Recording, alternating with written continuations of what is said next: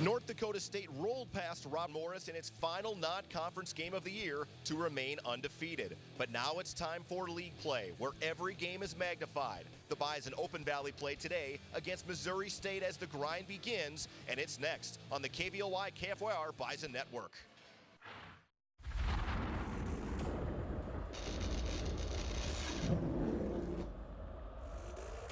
Get your horns out!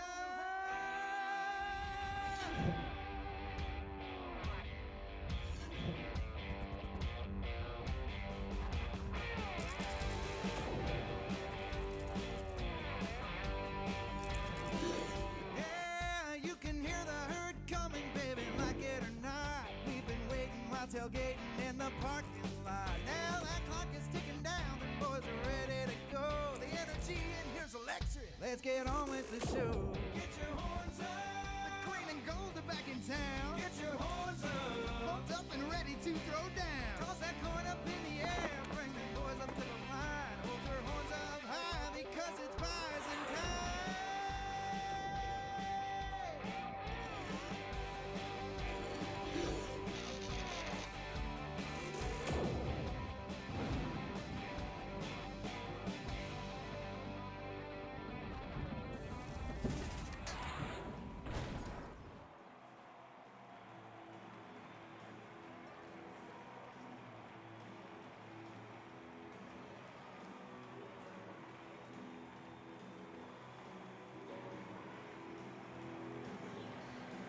Hello, everyone, and welcome inside a sold-out Fargo Dome for Bison football here on the KVOY KFYR Bison Television Network. Brian Shaw and Lee Timmerman with you on this homecoming Saturday in Fargo as North Dakota State opens conference play against Missouri State. LT for North Dakota State defensively, #1 in the country in 5 different categories: pass defense, rush defense, scoring defense. A lot to like right now if you're Mad Ants and the defensive side of the ball the way they're playing. And the defensive secondary only allowing 29% of your opponent's passes to be completed. That is outstanding, especially when you consider anything below 60% now is considered poor.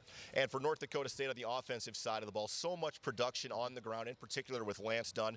He touched the ball 4 times last week. He scored 4 touchdowns. It seems no matter who NDSU puts in that backfield, there's been a lot of success because of that O-line. And I think the O-line will have success again today because I think the middle of the Missouri State defense is a little weak. Their defensive tackles, their Mike linebacker, that might allow the Bison to have an opportunity to run power and run it well today. And for North Dakota State getting into conference play, the coaches, the players all said the mindset changes a little bit now moving forward because you expect the grind of the Valley to be difficult. It starts today. Meetings run a little bit longer. Practices run a little bit longer. It means more now. It does because, and another thing too, you win the Valley, that means you will have the home seed or one of the top 2 seeds for the playoffs. Getting set for kickoff here. Missouri State won the toss. They deferred, so North Dakota State will have the football first as we kick things off here today. There's a look at Dave Steckel in his 3rd season at Missouri State. 35 years of coaching experience, 14 years on the defensive staff at the University of Missouri. I like how Coach Steck this week was very kind of brutally honest with where his program is at. He's saying, hey, NDSU expects to win every game, every year. Our program is not there yet. He said, we hope to win, but we don't expect to win. And until they win and become a little more consistent, it's tough to change that culture, which is what he's trying to do. Kicking things off here today for the Bears will be Zach Drake, a sophomore from Lee Summit, Missouri. His uncle played football at Missouri State. And back deep for North Dakota State, Dimitri Williams and Bruce Anderson. We may see some Ty Brooks today, and I'll be very curious on the defensive side of the ball if we will see number 49, Nick DeLuca, today. He is in full pads. He went through warm-ups. Chris Kleiman said he was not going to play on Monday, but number 49 may be out there in green today. It's not Monday anymore, is it? He might be. Another Peterson Farm Seed kickoff. Kick off your planting season with Peterson Farm Seed. Low liner, Dimitri Williams has to retreat to his own 3, and he will return this one. Cutting back across the other side of the field, trying to get the corner and then taken down as a flag comes in right at the 20-yard line. Taking him down was Myron Mason, a true freshman tailback out of Denton, Texas. Take a look at the North Dakota State offense. Starting lineup brought to you by Shields. Easton Stick, Omaha, Nebraska. Colin Connor, Linden, Wisconsin. Bryce Messner. During the Macville, return, North Dakota. block in the Dan back, Wilson, return Belfort, team, North Dakota. number 37. Austin Cooter, 10-yard Sioux Falls, penalty. South Dakota. First down. Zach Johnson, Spring Lake Park, Minnesota. Connor Wentz, Denellen, Florida. Brock Robbins, Cavalier, North Dakota. Lance Dunn, Waterloo, Iowa. RJ Urzendowski, Omaha, Nebraska. Darius Shepard, Blue Springs, Missouri. So North Dakota State penalized 10 yards for the illegal block in the back, which will mean this drive will start at their own 10-yard line. Bison will come out with 3 receivers and a single tailback. Missouri State's corners play soft. They play off. They don't press a lot. Kind of a quarters coverage is what you see a lot from the defense.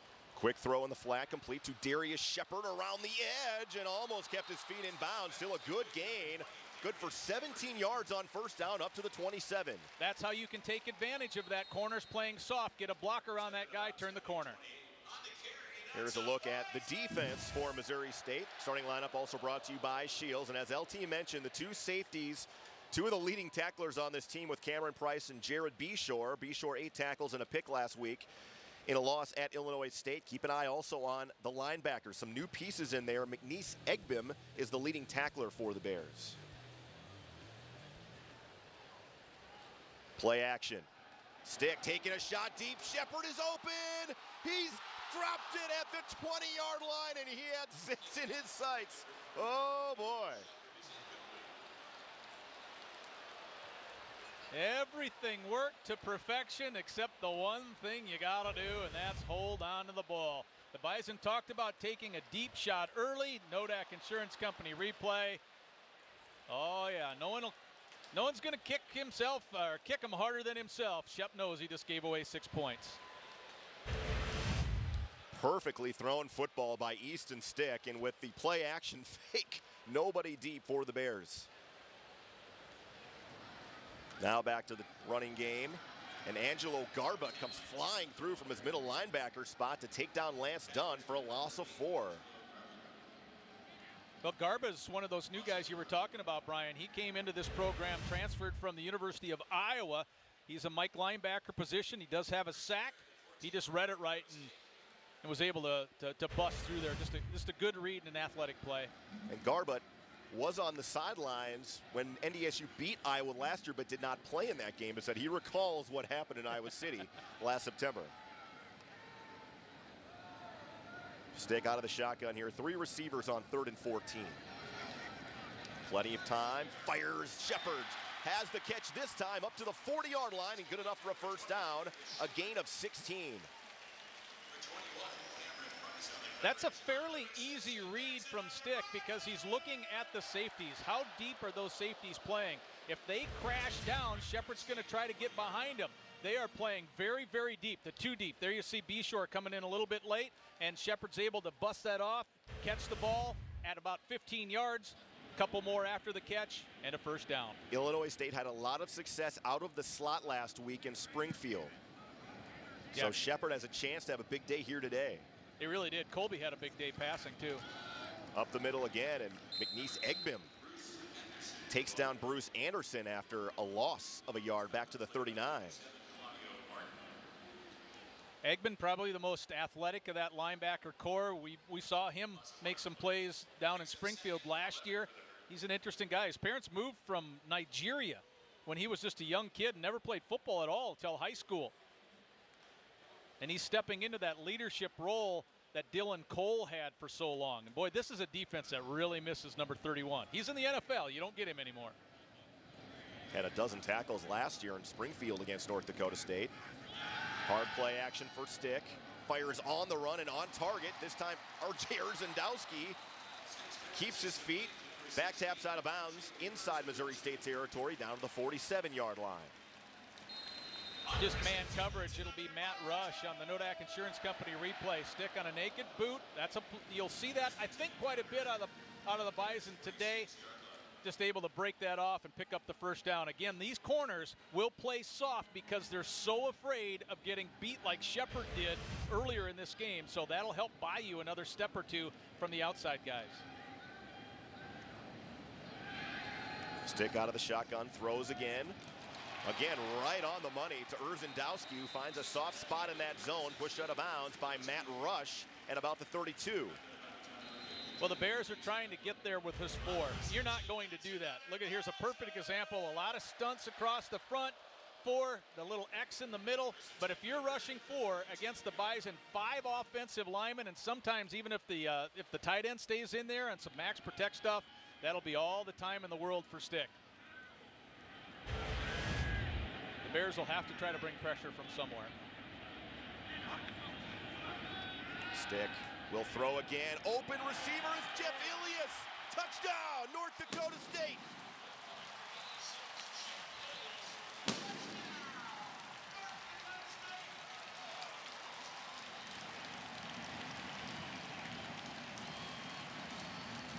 Matt Rush was 100% lost on that play. The Bison ran a little two-man game with both tight ends. Jensen to the inside, he was open as well. In fact, I thought that's where Stick was going to go, but no, he went to the outside. Rush just kind of stopped in his coverage. Ilias gets behind him, and the Bison get their touchdown.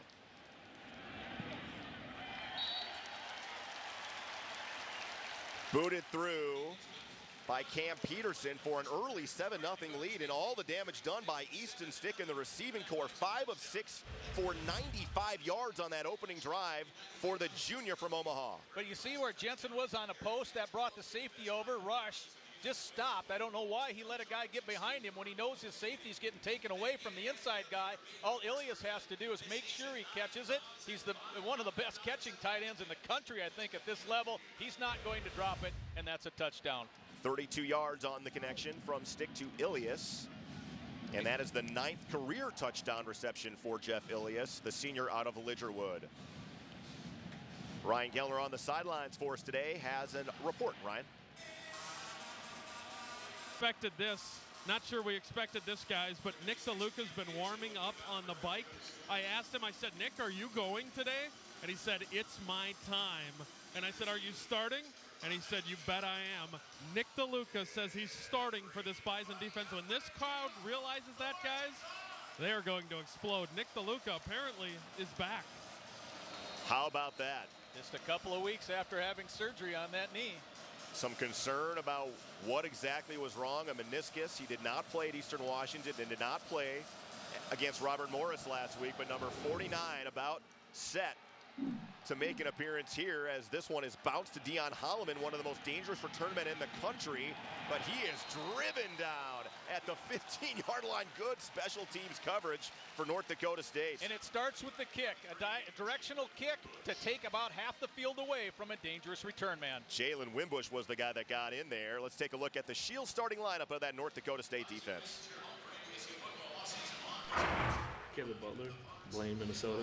Nathan Tangway, McWanago, Wisconsin. Aaron Steidel, Carlos, Minnesota. Stanley Jones, Bismarck, North Dakota. Levi Jordan, Dickinson, North Dakota. Dan Marlette, Sioux Falls, South Dakota. Chris Board, Orlando, Florida. Jalen Wimbush, St. Petersburg, Florida. Robbie Grimsley, Hutchinson, Minnesota. Trey Dempsey, Lakeland, Florida. Gail Nelson, Papillion, Nebraska. Nothing doing on that first carry for Kalen Crowder as the Bison swarm him underneath. Aaron Steidel, one of the first men there for North Dakota State. Just one-on-one, Steidel beats his man head on. He gets rid of the offensive lineman, keeps his shoulders squared, makes a move to his left, plugs the hole. Well done. So DeLuca, Levi Jortheim, and Chris Board were the 3 starting linebackers today. Dan Marlette has played so well the last 2 weeks, and a luxury to bring that guy off the sidelines whenever he is needed. Yeah, Marlette's been fantastic.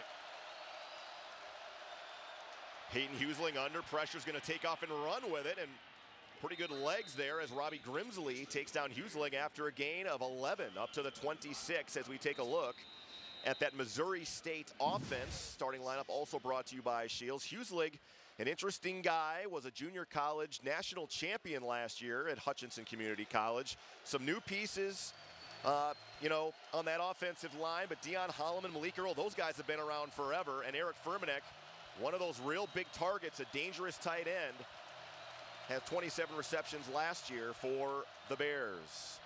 That option look that the Bears showed a lot early against Illinois State and had success early with against Illinois State. Inside handoff to Crowder goes for just a couple of yards. The option look is just fine. The Bison want that ball to go to the dive man, or they want Huslick to keep it. They do not want the pitch to Holloman. So if those two guys have it, the quarterback or the dive guy, NDSU is fine with that. Because a big run from them is what, 10 or 15 yards? A big run from Holloman could be 80. And the Bears had a lot of success early. As a matter of fact, Huslick ran for 22 yards, and then Holloman, the next play, ran for 53 for an early 6-0 lead. Husling, quick drop, fires in the flat on target, and that is caught. Aaron Denson, or was it Jalen Esters? I think it was Esters making the reception there for the Bears. Gain of about 6. We'll bring up 3rd and 2. Nodak Insurance Company replay. This is what the quarterback sees. And that's one thing that Huslick does is he locks onto a side a little bit early. He will give his pass direction away. He does not move safeties much with his eyes. Esters, a young man that played at Rochester Community College down in Minnesota. 3rd and 2 coming up. Holloman motions to the backfield. Here comes the option look as Huslick gets the first down by putting his head down and lunging ahead up to the 38. More about misdirection, trying to influence some defense here. The snap comes a little low. Huslick does a nice job of keeping it, but there is some movement to the left. Crowder runs off to the left. That sucks a few of the Bison defenders away from the middle, and it's just a quarterback run up the gut. So a couple of first downs at least here for Missouri State after the early touchdown from NDSU.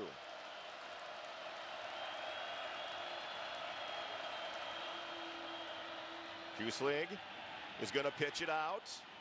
And how about Caleb Butler coming all the way over to get Aaron Denson for a loss of 1 from his defensive end spot. Nice job from the junior from Coon Rapids, Minnesota. Well, you have a couple of different ways to try to do this. If you can stretch it out. Now check out Butler. Oh, here it plays off to the side, and then Butler hustling over. Here's what you're talking about.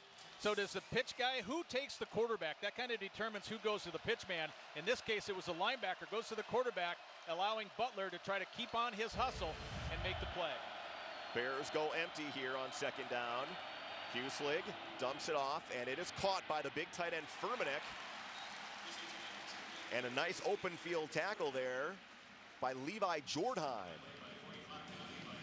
Yeah, Jordheim was trying to guard the big flat, and there's a lot of space out there. Furmanek just leaks a little bit, and he's a big guy to bring down. I mean, Furmanek has had some really big plays this year. You get into his legs, that's how you chop the big tree down. Middle down, take his legs, don't hit him high. Furmanek, all Missouri Valley's 2nd team in 2016. A dangerous man you got to keep an eye on. Another 3rd down here for Missouri State. Bison bring extra pressure. Husling across the middle. He got pasted as the pass was completed on the play to Esters, but he is going to be about 3 yards short of a first down. That was a self-preservation throw. He had to get rid of that thing timing-wise because Nick DeLuca was breathing down and breathing down hard. When you have DeLuca coming full steam, no one's stopping him. Nodak Insurance Company replay. Hey, you got to give the kid credit for standing in there and knowing that an NFL type of player is coming down to hit you. And certainly it doesn't look like any effects of any knee injury on Nick DeLuca. He is moving around just fine on this series for NDSU. But also not a big surprise that that's where the pass went because the Bison sent both linebackers on that particular play. So the Bears line up in punt formation. And this one booted away by Brendan Withrow. Trey Dempsey calls for the fair catch back at his own 19-yard line, and we will take a quick timeout here on the Ag Country Farm Credit Services scoreboard. It's 7-0 North Dakota State here in the first quarter.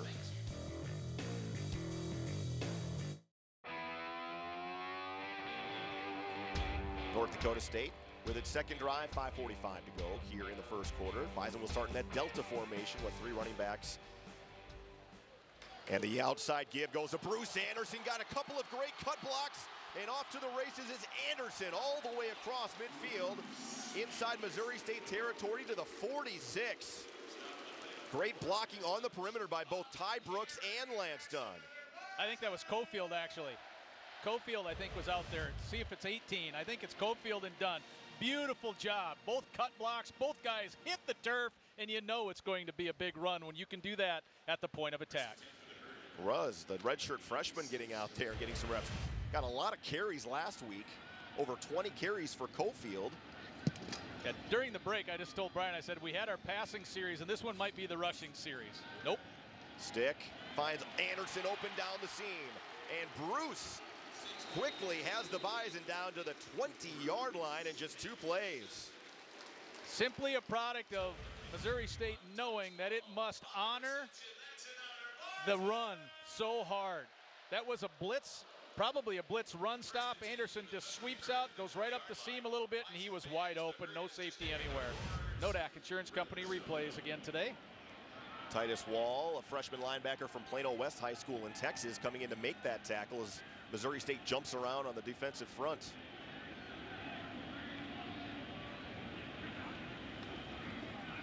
Late handoff done. Squeaks out of 1 tackle.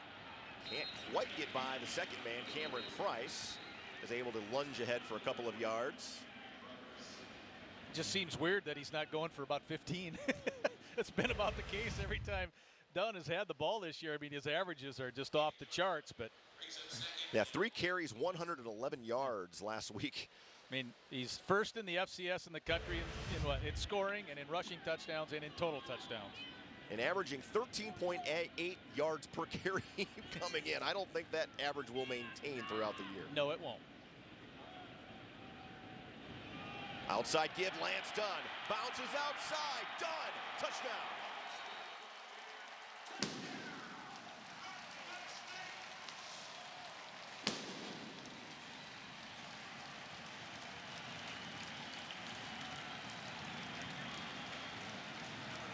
Well, it hasn't taken long for the Bison offensive line to clearly establish its dominance. Look at a kick out on Eggman. He takes himself out of the play. A great sandwich block on the backside. Dunn can just bounce a little bit, rush to the corner, and no one's going to beat him to the end zone. 2 excellent series by the offensive lineman.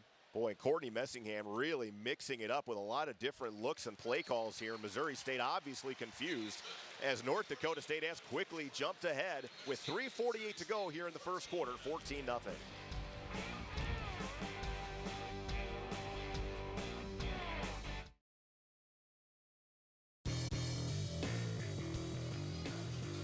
Well, Chris Kleiman and company have to be happy with this start so far here this afternoon on homecoming. The Bison offensively rolling, already 171 yards here in the opening quarter, 121 of those yards through the air. And everything Coach Messingham has wanted to try or wanted to run so far has worked, so he doesn't have to narrow the playbook down at all yet. Another Peterson Farm Seed kickoff. Kick off your planting season with Peterson Farm Seed. Holloman from his own goal line. Got around one man. He is dangerous in the open field and taken down after a good return all the way up to the 33-yard line by Jabril Cox. Well, Dan Marlette thought, oh, I have the angle, but that man has really good speed. 14-0 on the A-Country Farm Credit Services scoreboard. Back in a moment.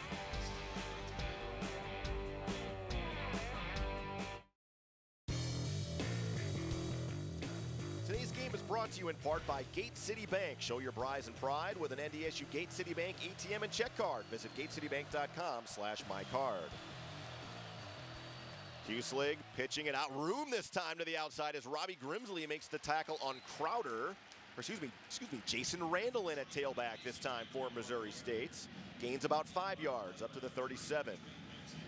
Take a look at your quarterback comparison brought to you by the North Dakota Beef Commission. Peyton Husling, as we kind of talked about, interesting guy. Has thrown 4 touchdowns, 4 interceptions, completed 57% of his passes. A cell and molecular biology major. Wants to go to medical school, was the MVP of the Junior College National Championship game. Threw for just over 1,100 yards and 12 touchdowns last year as a sophomore.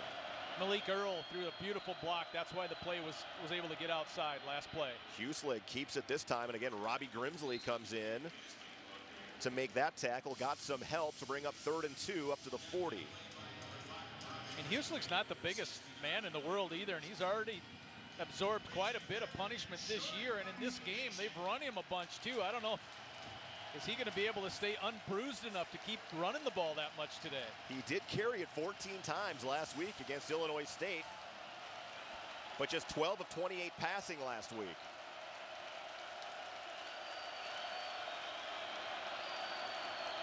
Inside handoff. Not much room, but maybe enough room up to the 42-yard line as the Bison swarm tackle the ball carrier, and that was Crowder.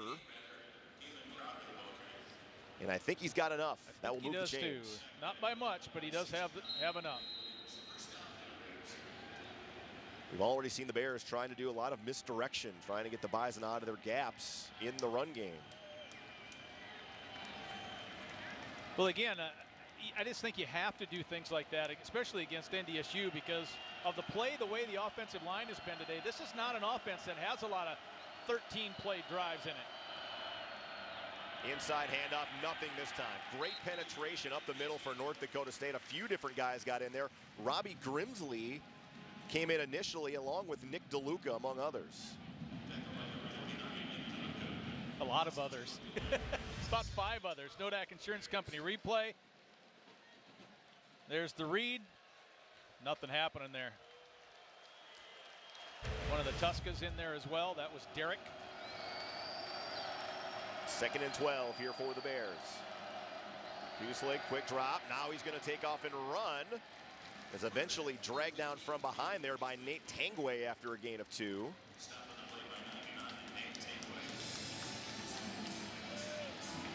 No pressure on that play. Pressure in this case means blitz, so it's just a 4-man against your 5, and the Bison are winning that battle. And when your defensive line can do that by itself, you make the world a little bit easier. In fact, you make situations just like this, 3rd and long. Jordheim and DeLuca showed blitz. We'll see if they stay in it here as Missouri State looks to the sideline to change things up here with 10 on the play clock. Crowd making some noise here. Tough to hear. Bison still coming, and here they come. Jordheim, Hueslick fires this one out of bounds. Furmanek the intended target, and then a flag comes in late. And Cole Karch, I think, with roughing. the late hit. Yeah, it'll be roughing. Yep. Karch hit Hueslick a little bit late. There's Cole right there as he goes off. This should be a 1st down for Missouri State. Little isolation on the Nodak Insurance Company replay. Top of your screen is what we're looking at. Roughing the passer with targeting. Defense number 53. 15-yard penalty. Automatic 1st down. The previous play is under review. Did they say targeting? What? That was not targeting. Did I hear targeting? That was not targeting. If it's a late hit, that's one thing. A targeting is another thing. That to me is not a target. I didn't think so. He's below his shoulders, I thought, when he hit him. The targeting, the penalty on the hit will stand, but I don't think the targeting will hold up in this case. But as has been the trend, at least, the guys on the field will rule and err. It's not a targeting. They'll err on the side of safety, and then let the guys upstairs determine and have a closer look at it. Our replay official today is Ken Myers. Communicator is Chad Adams here for the Missouri Valley Conference. The referee on this officiating crew is Rich Edwards today. And to be honest with you, I didn't think it was that late to begin with. If you're going to call it, I'm going, okay, then you'll take the penalty. But I'm surprised by the targeting aspect of it.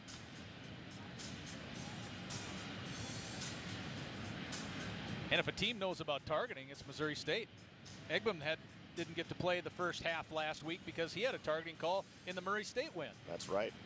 The only win this season for Missouri State, a 28-21 victory. Again, tight game last week. Tied at half, and then all of a sudden that 3rd quarter, everything just kind of unraveled for Missouri State. Yep. And you had mentioned it a little bit in the open. Dave Steckel said, Missouri State came out expecting to win. We came out hoping to win. You have to come out expecting to win. After review, the ruling on the field stands. Number 53 has been disqualified from the remainder of the game. 1st down. Nope. Wow. Nope. Well, it happened. I guess it's a yep, but it's a nope.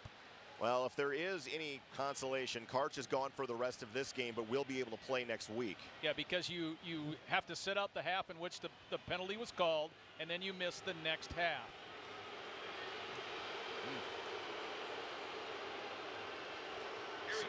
So Cole Karch, young man that has moved inside, a sophomore from Germantown, Wisconsin, 6'4", will have to leave the field here and be done for the day. So the Bison will be without one less defensive tackle for the rest of today's game. Missouri State gets the first down up to the 42. Huslig steps out of one tackle. Boy, he's shown some nimbleness with his feet. Gains about 6 yards, all the way down to the 36-yard line before he's taken down by Robbie Grimsley. He did a nice job of kind of faking out Steidl. Steidl thought, oh no, this might be a screen, and then he breaks off, and then here comes the quarterback and slides past him. Steidl just didn't know what to do on that play.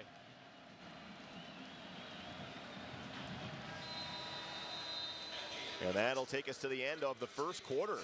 A rapidly moving first quarter that North Dakota State, for the most part, dominated, but now Missouri State has driven down inside Bison territory to the 36. We'll be back with the second quarter coming up next.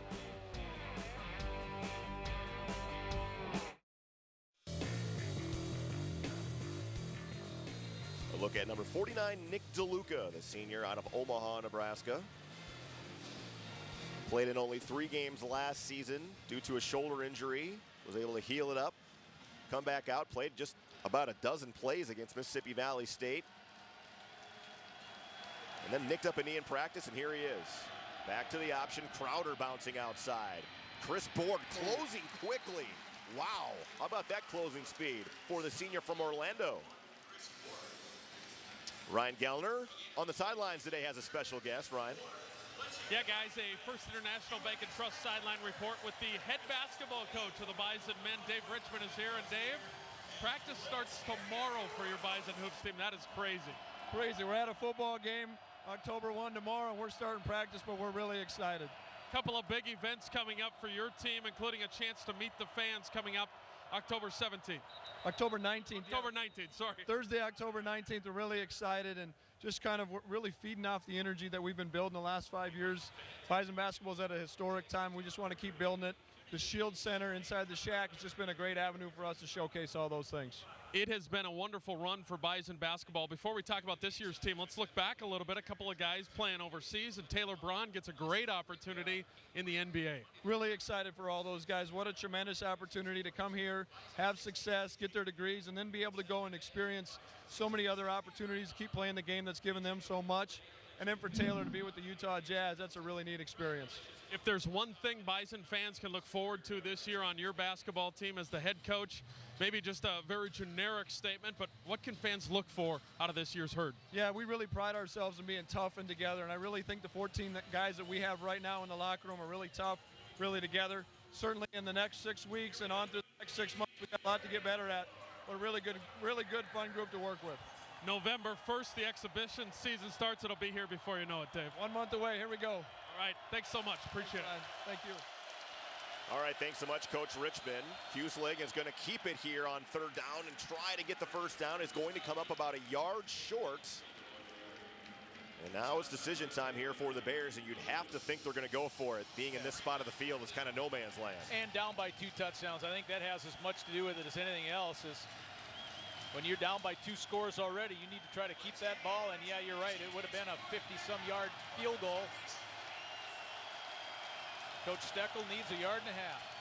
2 tight ends out here with Scotty Schaffner joining Furmanek. The single setback is Nick Masoner, 6'1", 216.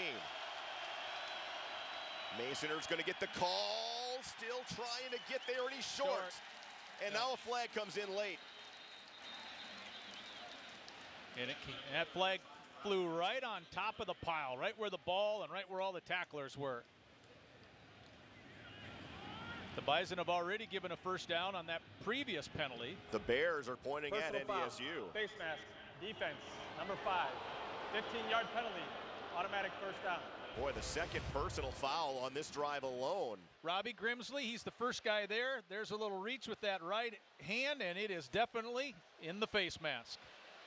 No question about that one. If you want to question the first one, go ahead, which obviously I did. This one, no doubt, another first down by a penalty. So just like that, now the Bears with the 2 big penalties inside the Bison 20.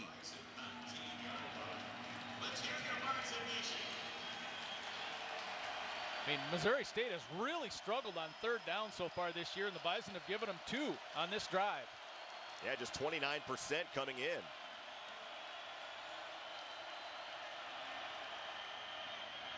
Huslig's going to keep it again. Taken down by Nick DeLuca.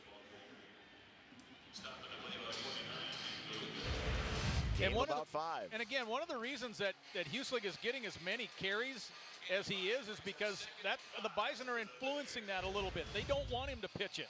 They want him to run it. They give up 5 yards here, which is a pretty big chunk on first down, but Huslig's taking the reads, making the reads, and to a certain extent, taking what the defense has given him. But he's carried the ball a bunch already. I don't know if he'll be able to hold up all day.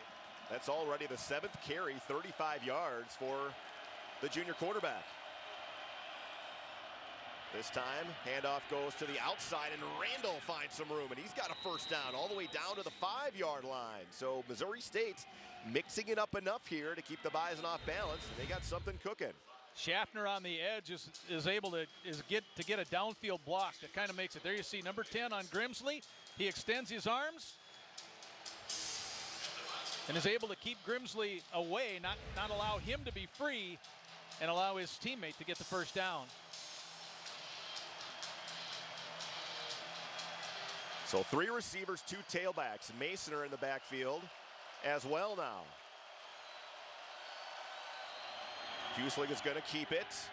Hole closes quickly. DeLuca in on another tackle that time. Also, you saw one of the Tuska brothers come in after a gain of 2. That looked like that was just a design quarterback keeper because he didn't even try to bait the Bison much at all with that play fake. He pulled the ball out early and wanted to get behind his man. There's Nick DeLuca in the middle trying to keep the Bears out of the end zone. The Bears have not targeted Malik Earl yet, and he is one of those big receivers that Chris Kleiman said it feels like he's been around forever. Play clock down to 5. Bears got to go quickly. Holloman and Randall in the backfield with Huslig. They get it off. Huslig keeps it, and that thing is dead from the start. Loss of 3, back to the 5.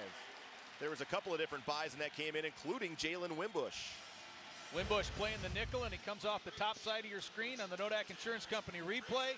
He reads run, and plus the timing of that play, just as you mentioned, Brian, they were in such a hurry, it just didn't look good. And the end result was not good for the Bears. But again, Wimbush closing down and getting to the quarterback. Now he's back out at his corner spot.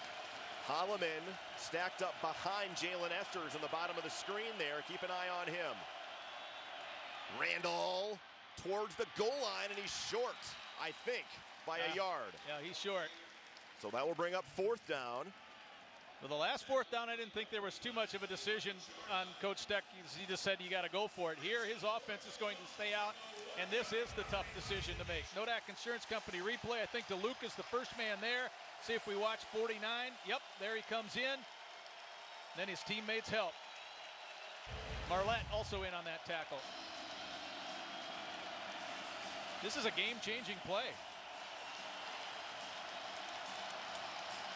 Crowd starting to come to their feet, and the Bears are going to have to take a timeout. They're going to use a timeout. Yeah, they'll have to. With just under 10 minutes to go, they've really eaten the clock up here in the second quarter.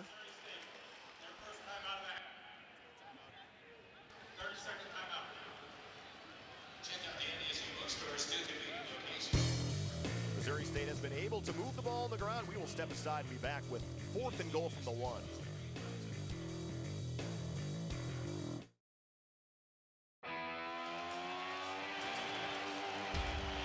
Back with 4th and goal from the 1. Mason are in the backfield with Huslig. Holloman in motion. Low snap. Huslig at the goal line. Turn back. He did not get there. And guess who is on Johnny on the spot to make that tackle?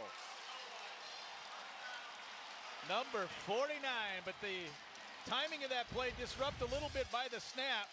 Huslig is trying to run an option. He knows at this point that he doesn't have to worry about Holloman. He doesn't have an opportunity to get the ball even on a pitch situation, and the Bison close down and come up big on 4th down after the NDSU defense extended this drive a couple of times. Robbie Grimsley also coming up from his safety spot to throw his shoulder in there. And North Dakota State comes up with a goal line stop.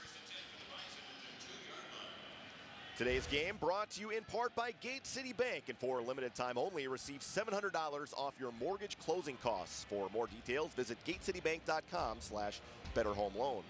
Pitch to the outside, and that is, I think, going to be a safety. Touchdown. Oh my goodness, they're saying he lost the football. And it's recovered by Missouri State. I think that's going to get reviewed. The ruling on the field is a fumble recovered by the defense in the end zone. Touchdown. Oh my goodness. It's Garbett that has it. And the play call was a touchdown. Here, let's look at it again. Lance Dunn gets cut down. He's trying to get out of the end zone to avoid a safety. The ruling on the field was a fumble recovered by the defense. I don't know if you can overturn that. I don't. Play is under review. I don't think that. I don't think you can. I don't know if you can overturn that. It doesn't clearly show, LT. I don't think that he was down with the football in possession. No, I think the ball was just starting to come out of his hand and the knee was not down. This, I believe the play will stand and it'll be a touchdown. Cameron Price was the Bear that made the tackle in the end zone and the recovery by Garbett. So, wow. Yeah, Cameron Price, the free safety. We talked about how these safeties have to be a big part of the run game. Obviously, he was a massive part of this play in the run game. So again, this will be the second time that a replay comes in to play here, as Ken Myers will take a look at it upstairs. Nodak Insurance Company replay once again. See, is a knee down? I don't think so. Ball sliding out of that hand. I don't think you overturn that. And you were right, LT. Lance was trying to reach out with that football. To avoid the safety, yep.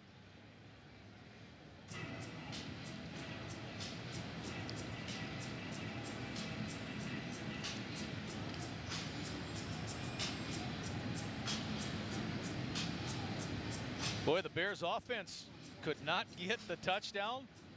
And we'll see here in a few seconds whether this defensive touchdown is going to hang. Tight shot on Dunn. Again, here comes Price. The dive, is the ball coming out of his hand? I think it is.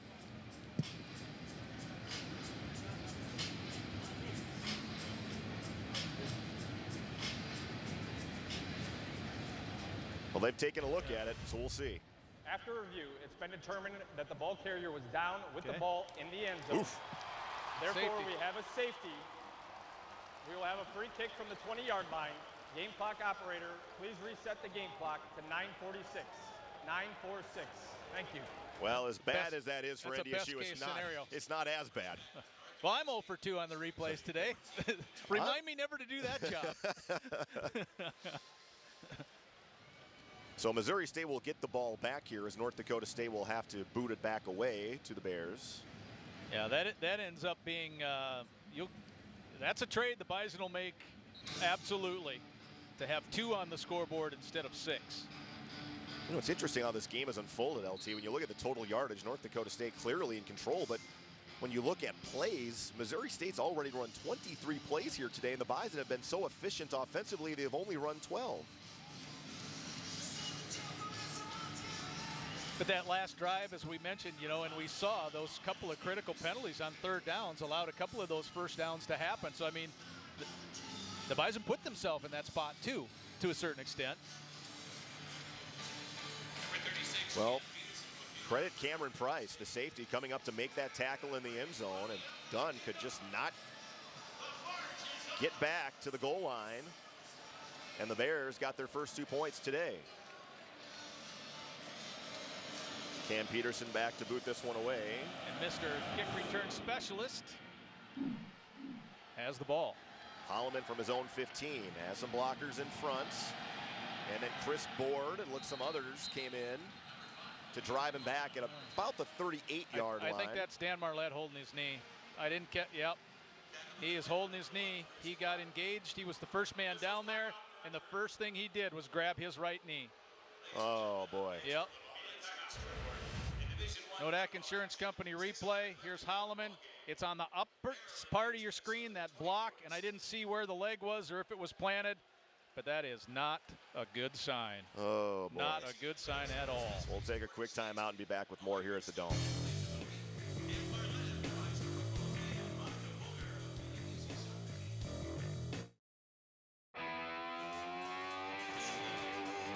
It is homecoming here in Fargo, and today's game brought to you in part by Gate City Bank. Gate City Bank has been serving customers and investing in a better way of life since 1923, with 36 locations in 19 communities across North Dakota and western Minnesota.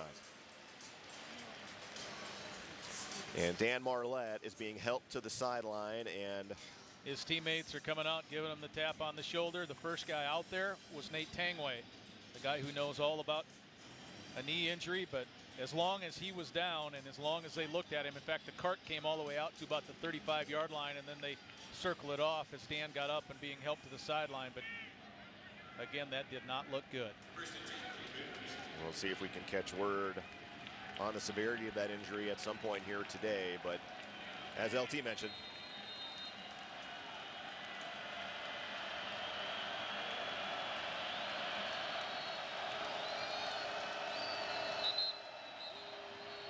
and this play blown dead, and it looked like Jalen Allison was pointing at Malik Earl before the ball was snapped.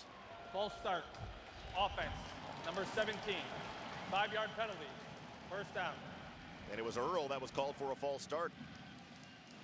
Yeah, the Bison did a little, the first time I've seen it so far today, I think, was a little pre-snap movement into a single high safety, bringing an extra guy down into the box. You didn't bring your whistle today, did you? Holy That was smokes. loud.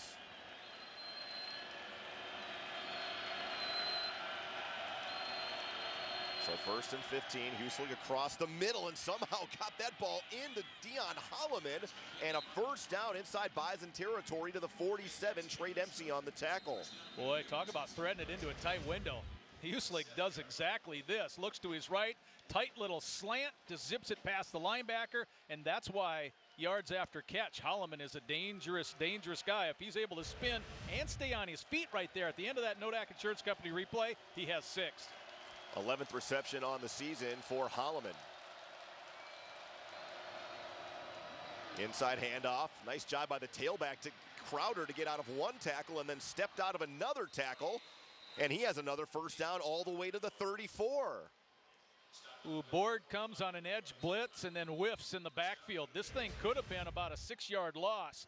Look at the bottom of your screen. Number 1, that's Chris Board. He misses. Then a real nice move to get to the outside.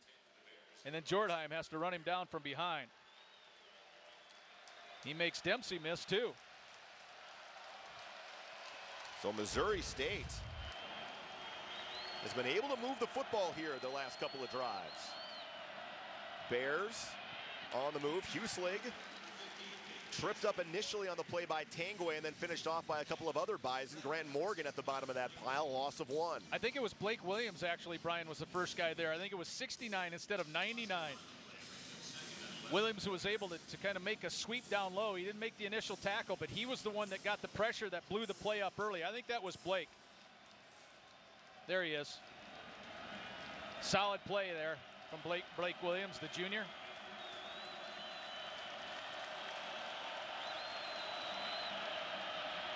Husling fires out in the flat and caught by Masoner. Quickly turns his shoulders upfield before he is taken down after a gain of about 4 yards. Dempsey in on another tackle for NDSU. I think you can tell a lot of these quarterback runs are predetermined because Husling actually had the middle of the field open up pretty wide for him. So if he looks, he might have taken off and he'd have got way more than the completed pass. But I think the thing was the pass was called. Let's run the play instead of break it off. Husling, quick drop, fires high across the middle, and I think it was intercepted. It was picked off again. It's Trey Dempsey, his 2nd in 2 weeks. Well, to use a baseball term in football, the free safety is the center fielder.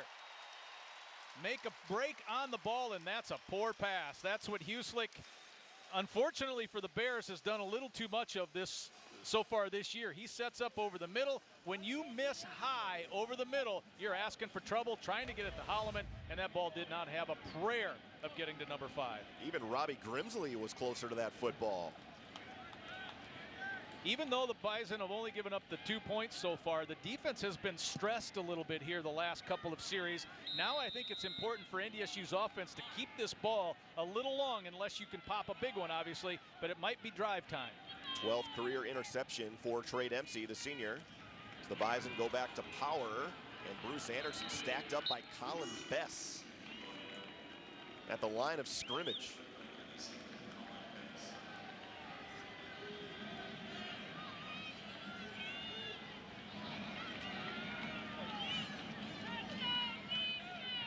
It certainly looks like Missouri State LT is making a concerted effort to clog up the middle. Well, they really don't want to give up the middle. No, if you do, ask Eastern Washington. If you do, what's going to happen? You're going to get pounded all day. So, yeah, you have to stop that power, and you spill your defensive end hard too. Sometimes that opens the outside.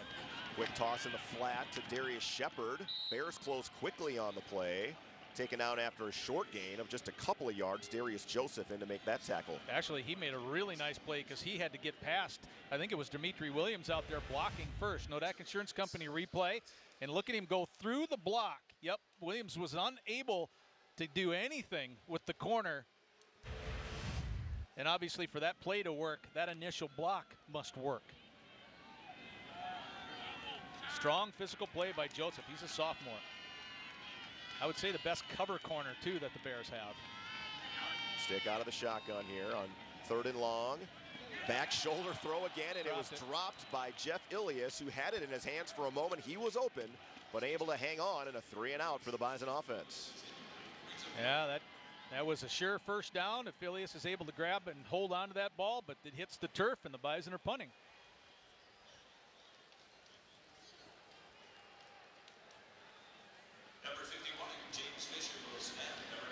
Well, I know the offense sure would like to give the defense a lot longer of a break than that.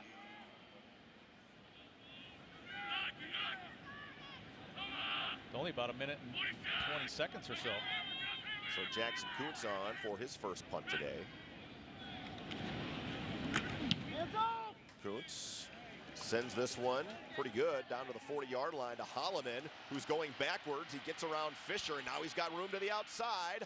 Holloman inside Bison territory before he's eventually taken down by Wimbush at the 46. So the Bears, good field position, trailing by 12 with 5:29 to go here in the first half.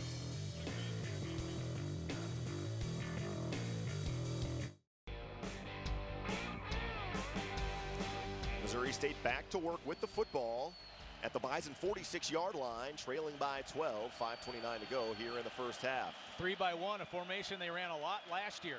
Huslig will take off and run again and finds more room up the middle. Gains almost 7 inside the 40-yard line. Ryan Gellner on the sidelines as a special guest, a guy that won a few football games in his career here at NDSU. Yeah, in fact, guys, the all-time winningest quarterback in FCS. I bet that doesn't get old. Brock Jensen is here, former Bison quarterback, and the all-time winningest quarterback. That never gets old, does it? Oh, no, it's a great honor. Played with a lot of great teammates, had a lot of great players, throughout the years, and a lot of great coaching. Catch us up with where you're at. You played a couple of years in the CFL. Now you told me happily retired. I know you married a Bison athlete. Things are good for you. Yep, happily married to my wife Kayla.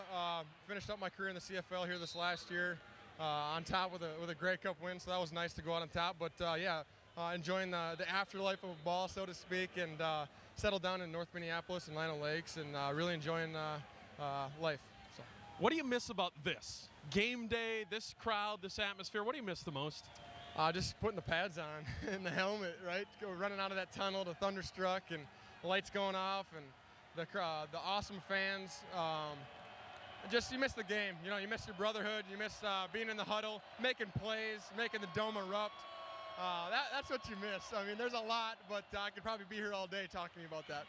And I know real quickly, you got a chance to be a fan today. First time that you got to experience tailgating out in the tailgating lot. How cool was that? It was spectacular. You know what? I'm a rookie tailgater, but I have a lot of time to tailgate the rest of my life, so I'm proud to be a part of that, and the craziness, and just be a fan, and it's just a great time out there in the lot. Yep. Love to see you. Thanks for joining us. Best of luck as you start your real career now outside of football. All right, thanks so much. Go Bison. All right, that's Brock Jensen. Guys, the all-time winningest quarterback in FCS history.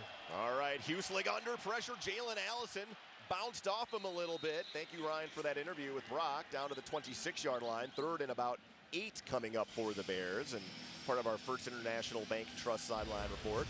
This is one of those roll the dice plays. Nodak Insurance Company replay. A corner blitz, and it worked, but Allison could not bring down the quarterback.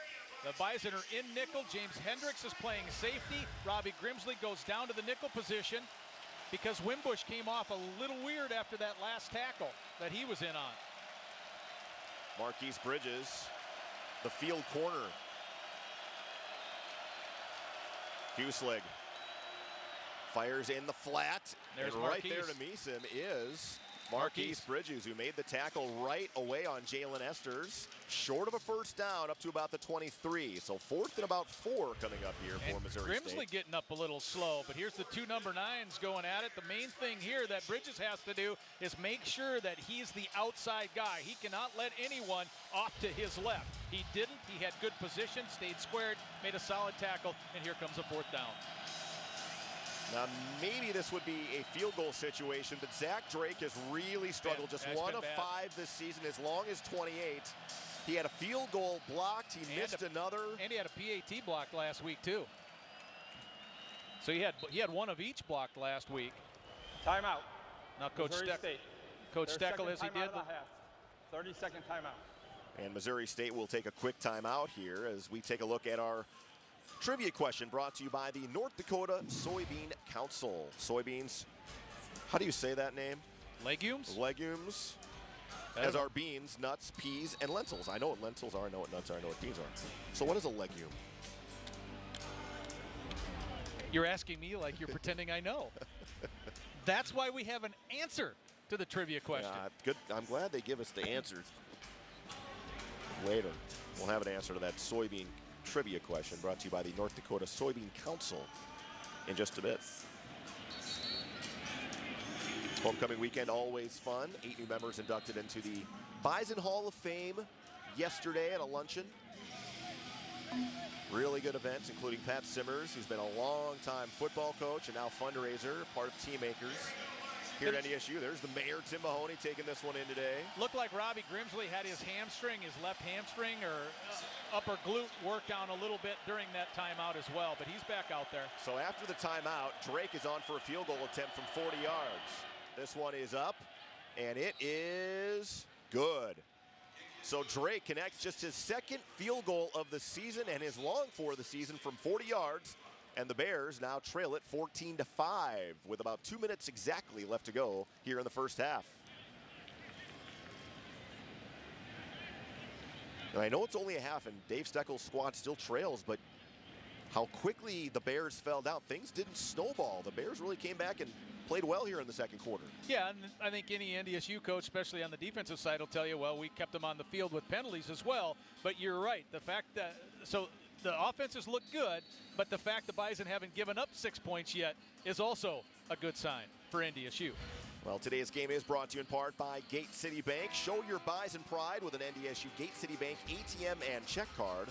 Visit gatecitybank.com/mycard.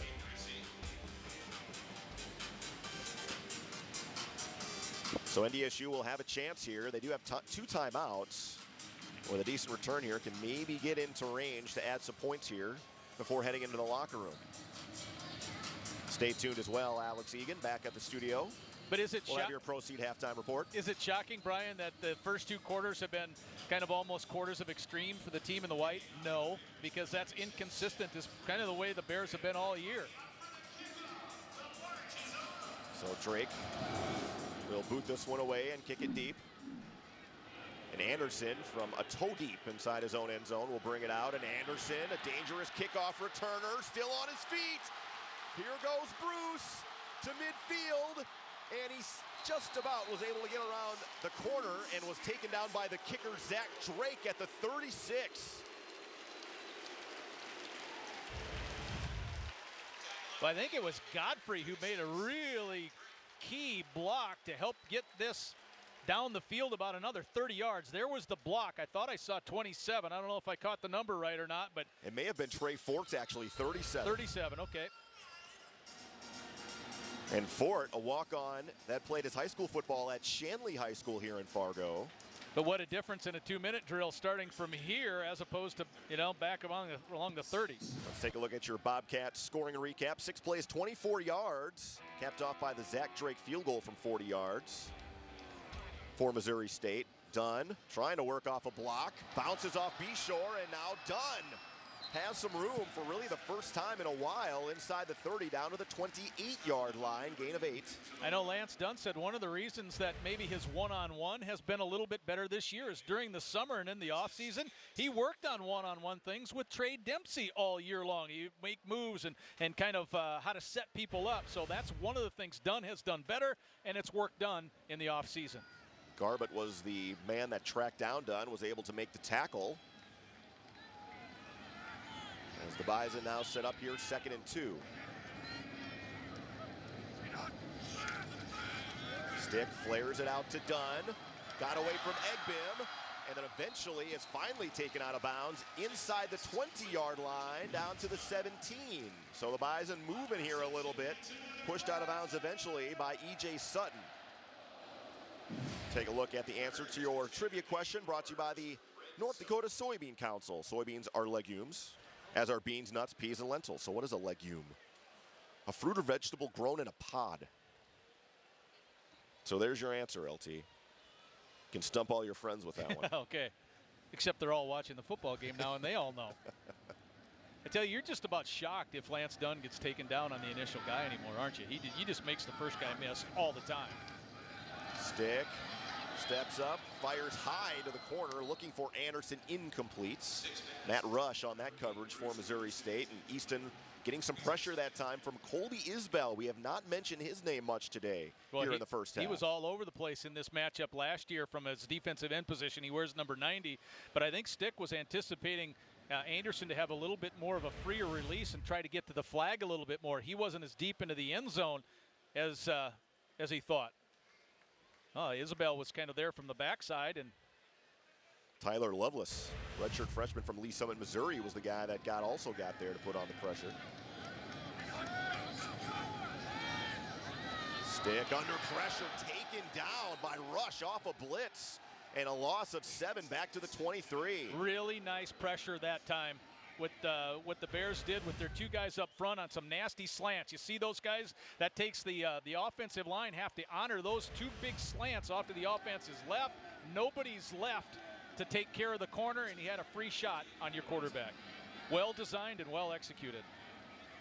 So 3rd and 15 coming up now for NDSU. They got to reach the 7 to get a first down. Bringing more pressure, Stick fires, and Urzendowski was not quite turned around as the Bears brought more pressure. Rush on the coverage again for Missouri State, and a field goal attempt coming up here for Cam Peterson with 47 seconds to go until halftime. Yeah, Bishore came on a safety blitz, and Stick got popped pretty hard again. Stick trying to set up in the middle, and he got hit. Probably had to get rid of it a hair early. Couldn't quite let Urzendowski get that pattern of his little square out all the way done. He had to throw it a little early on that good pressure. So this almost straight away here for Peterson. 40-yard attempt. It is up, looks good, and it is. Cam Peterson good from 40, and the Bison answer with a field goal to extend the lead 17-5. The good kick return helps set that field goal up, and that extra 3 points wipes off the previous points that the Bears were able to get late in the half.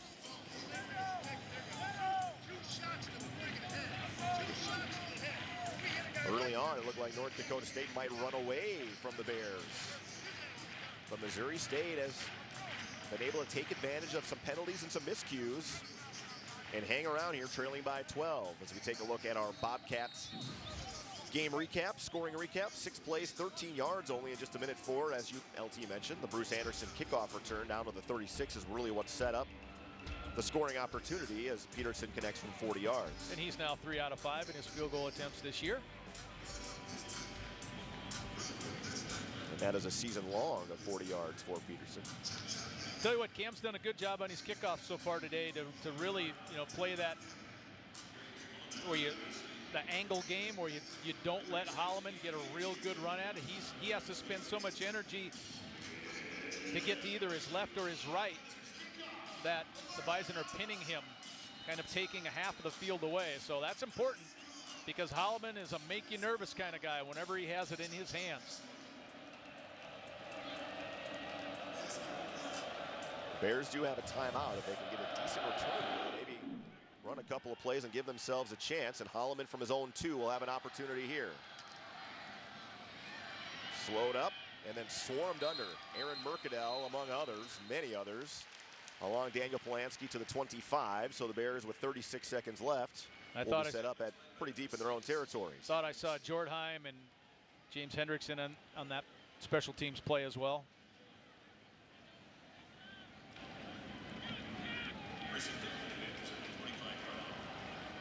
Again, Huselig has not set the world on fire throwing the ball, just 6 of 7 for 41 yards, but he's carried it 14 times already for 52 yards today.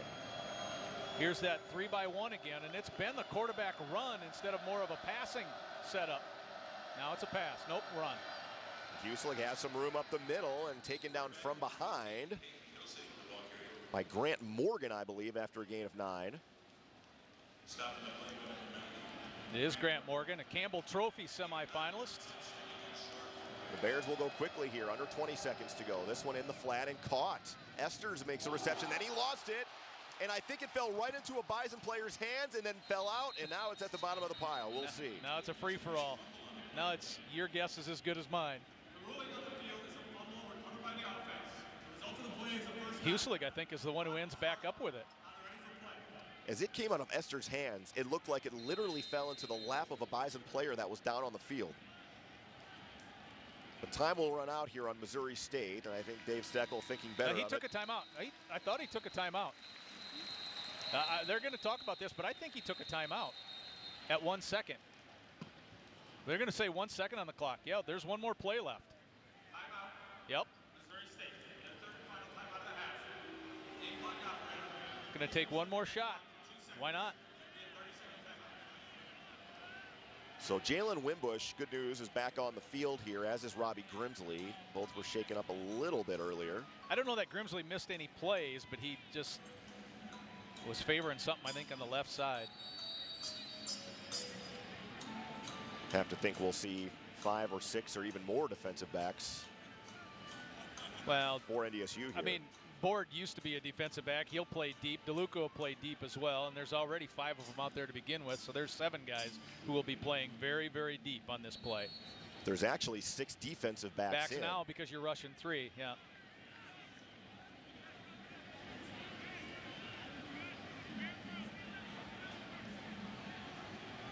So Hendricks is essentially the extra safety, and then Wimbush is in there with Allison Bridges. Yeah, it's a 3 deep safety situation too.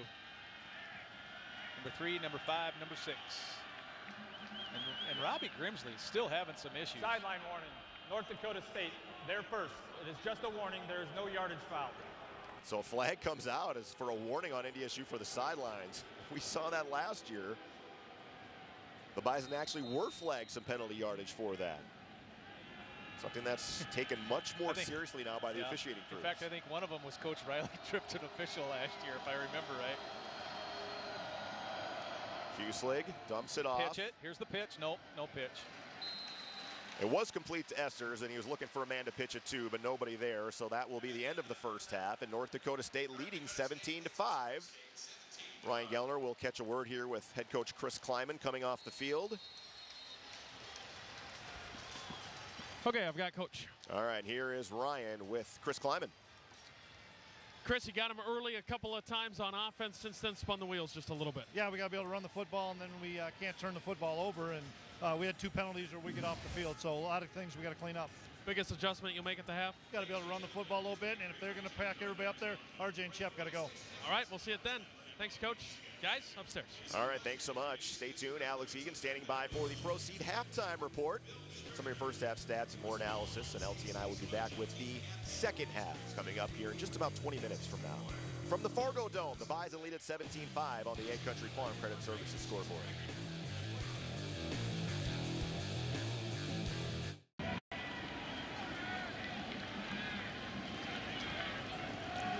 right, Missouri State coming out for their first possession of the second half after a 24-yard kickoff return by Deion Holloman. So here come the Bears, trailing by 12. Peyton Huselig in that first half, 8 of 9, 58 yards, and 1 interception. And 61 yards rushing. Huselig on a little flanker screen out to Malik Earl, his first catch of the day, taken down after a gain of 7 by Robbie Grimsley. So the Bears continuing to mix it up and methodically move the ball in small chunks here.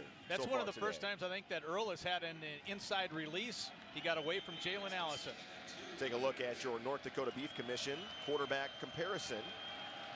As we talk about Huselig's numbers, the rushing numbers, as you mentioned, LT, is what really stands out. 15 carries, 61 yards in that first half. The rest of his team rushing, 32 yards. Huselig, shoestring catch by Earl. And there goes Malik Earl as he is banged down to the ground. But a good gain for Earl all the way down to the 46 of NDSU. Stanley Jones making the tackle.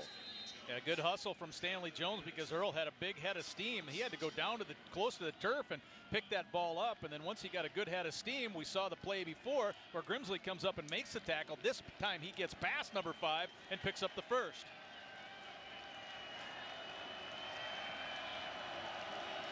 So quickly, Missouri State, after a couple of Earl receptions inside Bison territory, now Huselig will fire it out to Earl again, and Jordheim and Jalen Allison push him out of bounds after a minimal gain of 2 yards.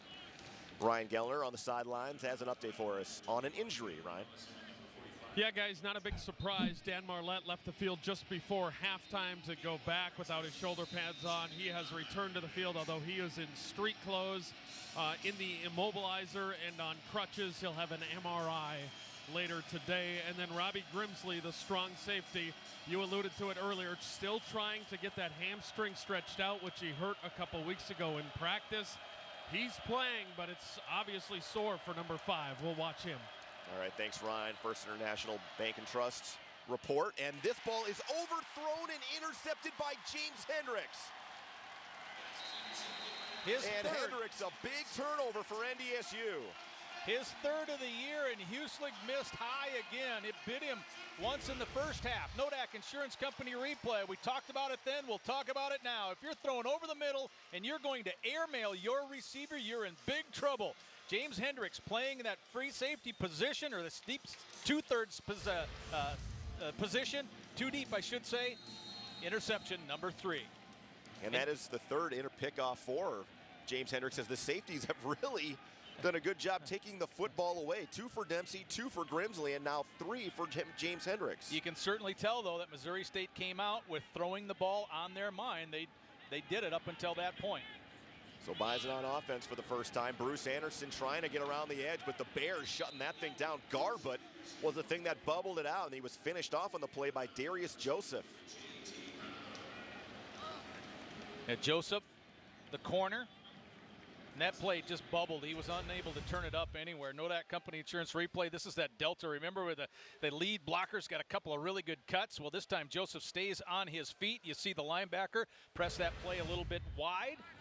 No chance to cut it up. You lose yards on it.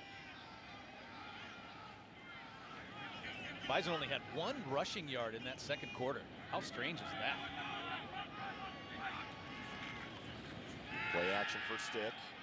Fires out to Shepard, who makes the catch on the sidelines. Bashore on the coverage. At midfield, good enough for a first down inside Bears territory to the 49. If you can get one of your good wideouts on a safety, Bashore in this particular instance, one-on-one, you'll take that every day.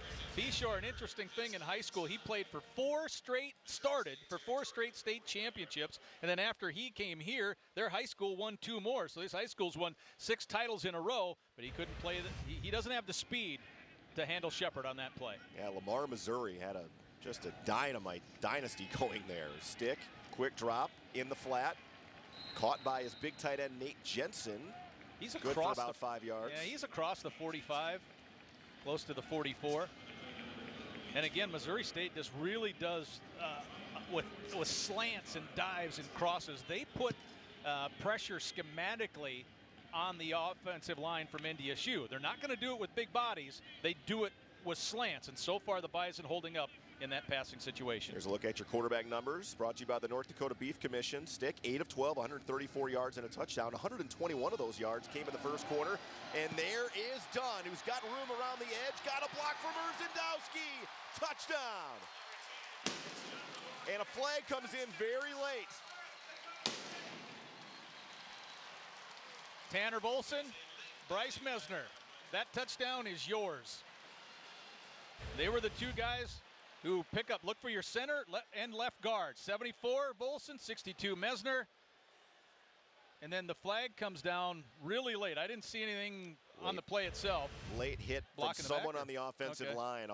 I don't know who the number was, but it was someone from an offensive lineman that came in and hit somebody late. I think it's a dead ball, though. Oh, was it after? Okay. Well, that's got to be the discussion here. If it happens after he crosses the goal line, then it's a dead ball. The offense is on the field for NDSU, so it appears.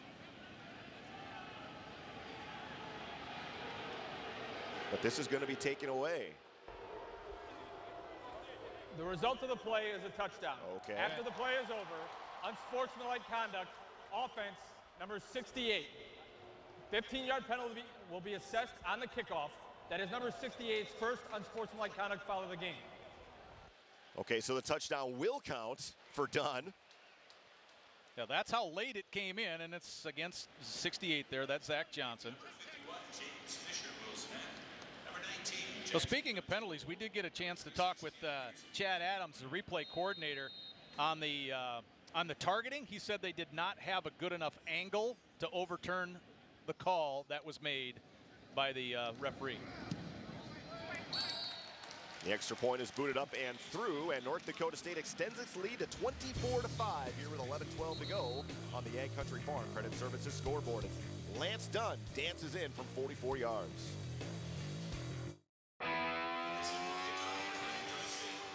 Today's game is brought to you in part by Gate City Bank, and for a limited time only, receive $700 off your mortgage closing costs. For more details, visit gatecitybank.com/betterhomeloans.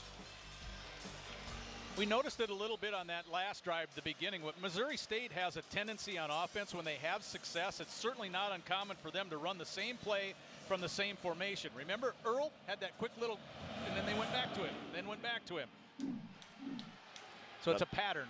Another Peterson Farm Seed kickoff, and with the 20 yards marked off, Holloman going to have an opportunity here before he is driven back on the play by James Hendricks at about the 36. But given the 15-yard penalty, all things considered, that's not bad for the Bison to have the ball start on Missouri State's beyond their 40. Take a look at your Bobcat scoring recap. 4 plays, 61 yards in only a minute 57 as Lance Dunn tiptoes around the edge and goes 44 yards for yet another touchdown. And again, exceptional blocking on the play by the center and the left guard. That was beautiful stuff on that touchdown run. Dunn with that run. Back up to 11 yards per carry today. Came in at 13.8 yards per carry. Fusling, again, quick drop. Furmanek, good coverage by Nick DeLuca, batting that one away, incomplete. It's almost like he was predetermined. I'm going to throw it to my tight end on this play no matter what, because the linebacker, Nick DeLuca, was right there and able to use his upfield arm to knock it away. Similar to when you're guarding someone in basketball. You don't reach across the body. Perfect angle at it. DeLuca's already there. No chance for that to get completed. Bison rotated to a single high safety on that particular play too. They've done it quite a bit today. Option, pitch outside, and there comes Jalen Allison filling the hole and taking down Jason Randall for a loss of 1. He's in good position, but maybe Jalen should try to think about wrapping up a little bit more than going for the big hit. He did bring him down, but he didn't wrap him up. So the Bears on 3rd and 11. We'll head to the sideline and take a look here and see what the coaches want to dial up. Big pre-snap movement by DeLuca to come right over to center, and that forced the offense to look to the sideline.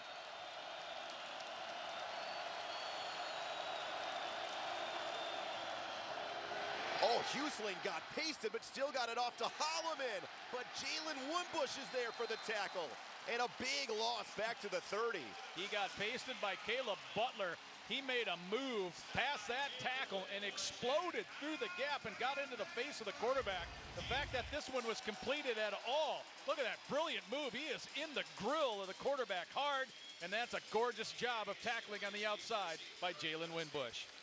On both ends, outstanding play. I can't believe Husling even got the ball out there. His benefit was he didn't know he was coming because he just turned and saw green and had to get rid of it. If he'd have had time to think about it, he was in his face. With throw on for another punt. High, fairly deep kick. Darius Shepard ducked under one tackle and then goes backwards after taking the ball at his own 28 and eventually will be brought down by a host of Bears back at the 25-yard line. And the dangerous part of there is to make sure you hold on to the ball. We'll take a quick timeout and be back with more from here at the Fargo Dome. 11:07 to go. Bison lead it by 19 on the Egg Country Farm Credit Services scoreboard.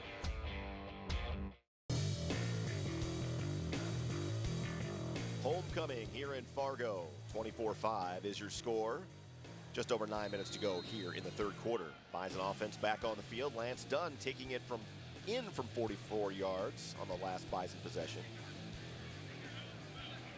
Stick rolls and just throws it in the turf.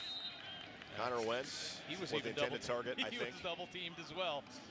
B-Shore was right there and was one of the two players right there. So that's a veteran play.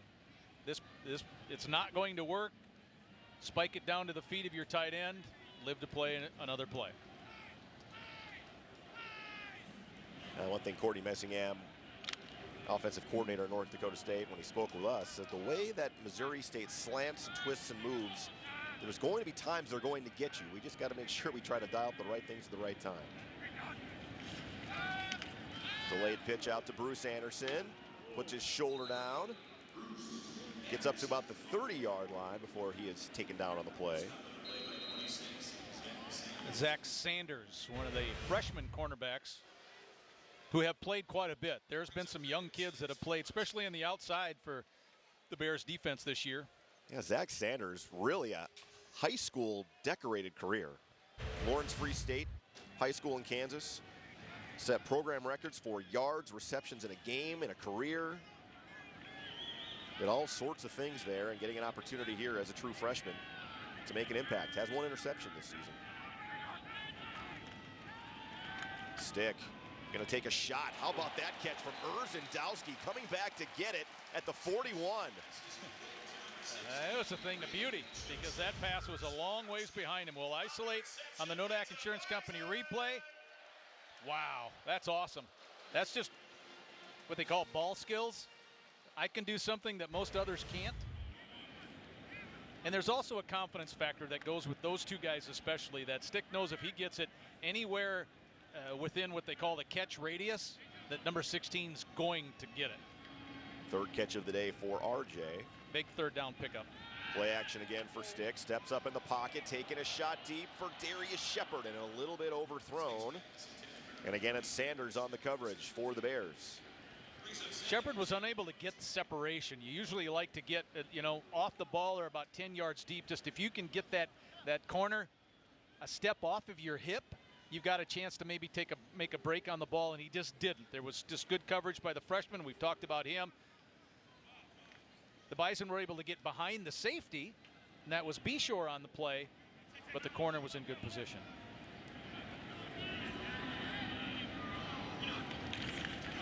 Back to the ground game. Room for Dunn. Cuts it upfield.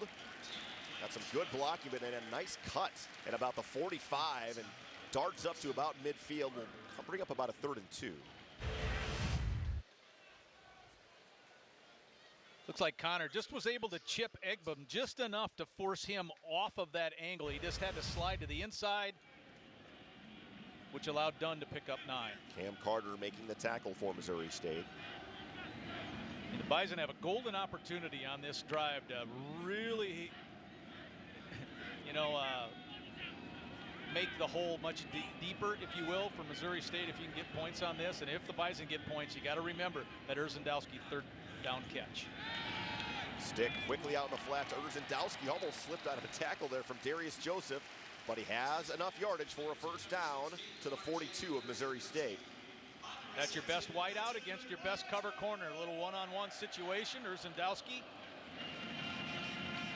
makes the catch and tried that little move. I like that little wiggle that he used to try to break it. He knew he had the first down, but then he was trying to pop it. The Bison now 3 of 5 on third down today, coming in at a pretty good clip, over 50%.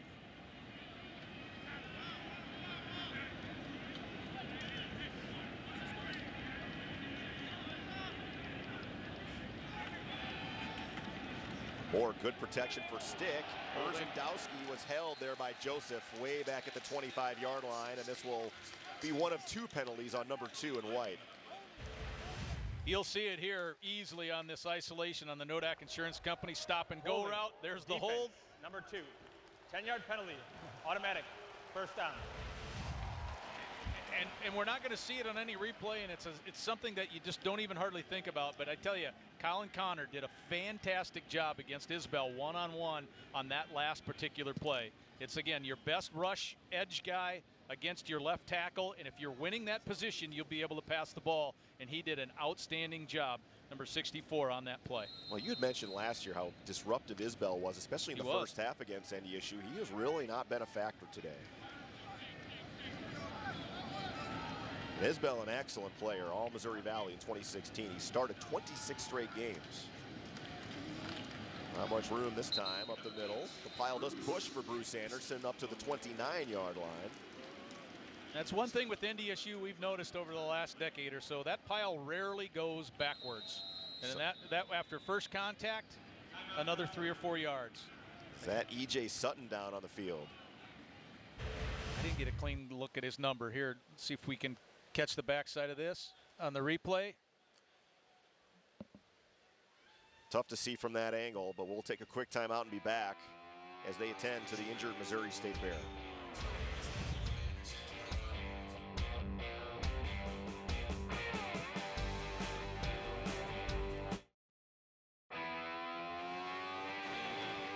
Today's game is brought to you in part by Gate City Bank. Gate City Bank has been serving customers and investing in a better way of life since 1923, with 36 locations in 19 communities across North Dakota and western Minnesota.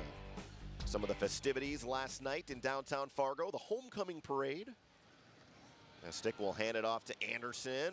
Anderson, tough running, ran through Bruce Anderson, through Darius Joseph all the way down to the 22-yard line. You can certainly tell that the Bison are physically taking over this game. This is just a straight, we're going to shove it right at you hard. Run out of the power eye. That's one of the most old-fashioned plays that in football that's been around for decades. We're going to line up, and we're going to cram it right at you, and we think our guys are better than your guys, and we'll pick up a first down. That's what the Bison did. NDSU with 3 receivers to the top side of your screen. Inside give, this time to Lance Dunn. Sidesteps 1 tackler and gains about a yard to the 21 before he's taken down by Angelo Garbut, also in on that tackle. For the Bears is Austin Henderson, a sophomore from Springdale, Arkansas. He's played a lot of snaps in the second half here today as he just goes off. You've already seen a lot of different players in for Missouri State at really all positions, but in particular in the secondary. B-Shore stays out there. He never comes off, but the other 3 spots have rotated quite a bit.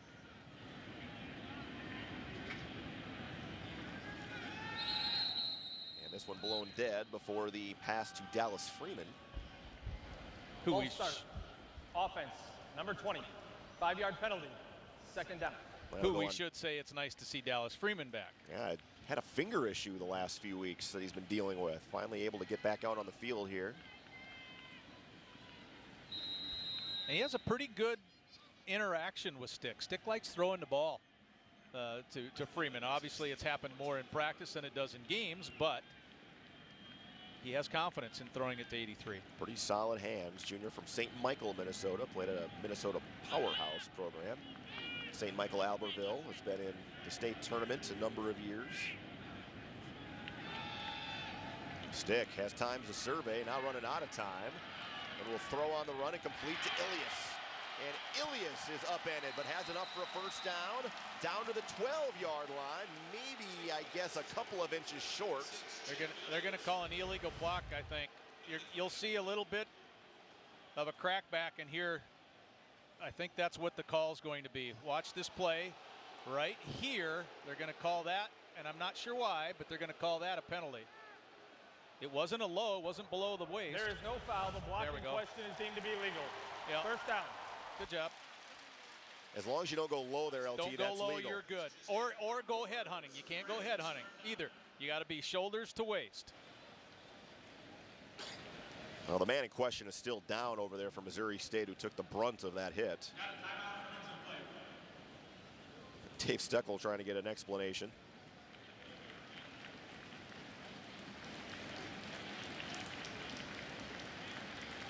It looks like that was Henderson, who was the one that got blasted. Looks like the Bison are literally a half a football short of a first down here. I thought Ilias had it initially on the far side of the field, but marked just short.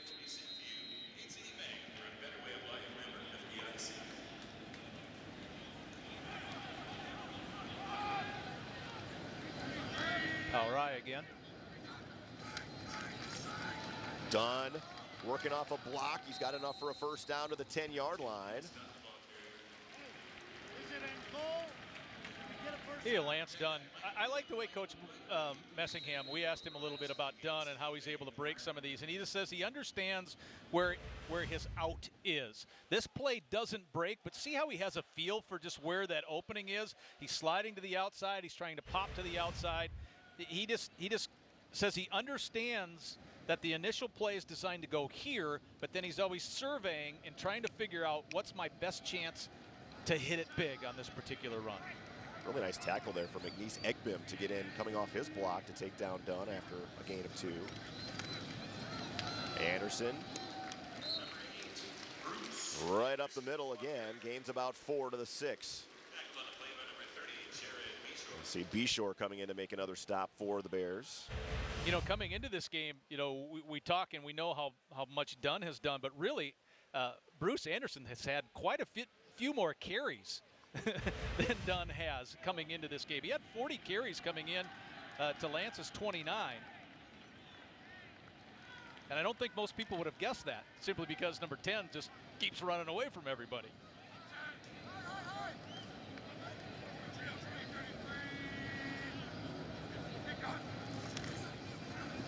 Read option, Stick is going to keep it. And then he lost the football, and it's going to be picked up by Lovelace. And he takes it back to the 28-yard line. The crowd got excited because they thought the running back had the football, and Stick lost it, and that's a turnover for North Dakota State. Nodak Insurance Company replay. There's the zone read. Stick's going, I'm going to go to my outside guy. No doubt a fumble. He just didn't feel the backside pressure, didn't know it was there. Ball comes out. No question, a fumble. I mean, the Bison were looking at the touchdown that would have put this game totally away, and they didn't get it. First turnover on the day for NDSU. The Bison have not turned the ball over much this year. They've been really solid in that department. So Huselig back to work. Complete to Earl. He's drilled by a couple of different guys. Jalen Allison there first, Aaron Steidel there second. Tell you, Steidel's been really active with his feet today. I think he's, you talk about flying all over the field, if a guy that big can fly, but he really has been. He's been making plays outside of what his initial assignment is. I'll talk to Aaron Steidel this week, and Aaron telling me how much Nate Tangway has helped him in the film room. The little things he's picked up on film, and that has been a big reason why he said he's been able to excel, as Huselig is going to take off with it, and he's hit again after a gain of about 5. Tell you, he does a pretty good job of reading his blocks, though. I mean, that might be another reason he's carried the ball, as we get a good look at Steidel, number 63. Aaron, he's a junior from Carlos, Minnesota. And I'm looking at Nick DeLuca there. See, DeLuca gets moved just a little bit to the quarterback's right. He's able to sense that and get it back, and he's about 2 yards short. So a 3rd and 2 coming up here for the Bears. Missouri State 2 of 8 on 3rd down so far today. Crowder motions out. Huselig is going to run with it. Finds a gap, and I think he's got enough. Needed the 37, and I think that's where he got. He paid for it. He took a pretty good pop, but he did get the first down.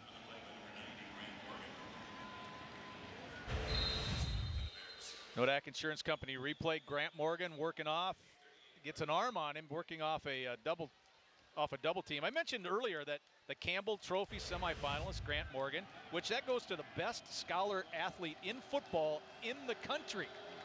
And so he's a semifinalist for that. So congratulations to Grant doing the work in the classroom as well. Huselig, delayed draw. Tangway got in the way initially and then taken down from behind by Caleb Butler.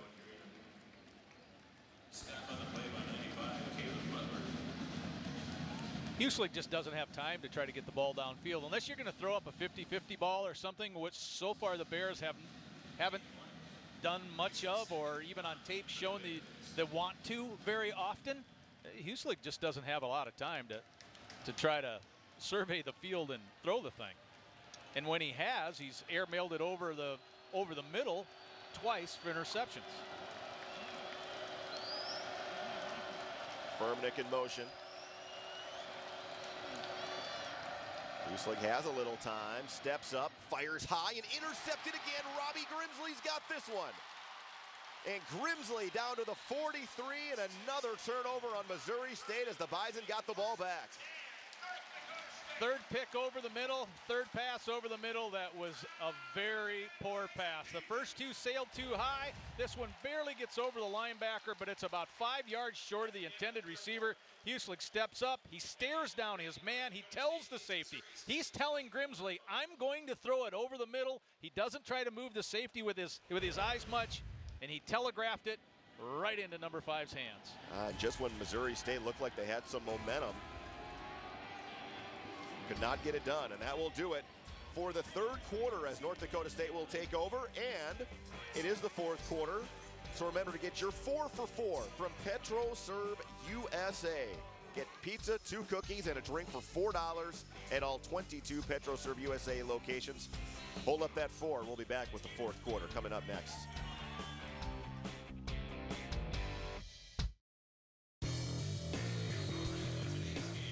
A look at Robbie Grimsley, who just came up with his 10th career interception before we went to break.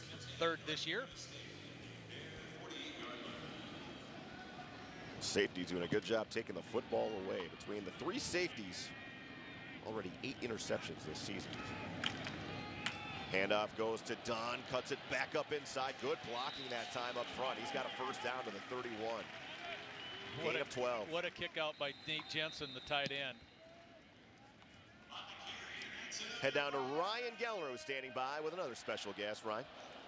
Yeah, guys, thank you. A First International Bank and Trust sideline report. Hard to believe it is almost basketball season. In fact, Maren Walseth, the women's basketball coach here at North Dakota State, joins us.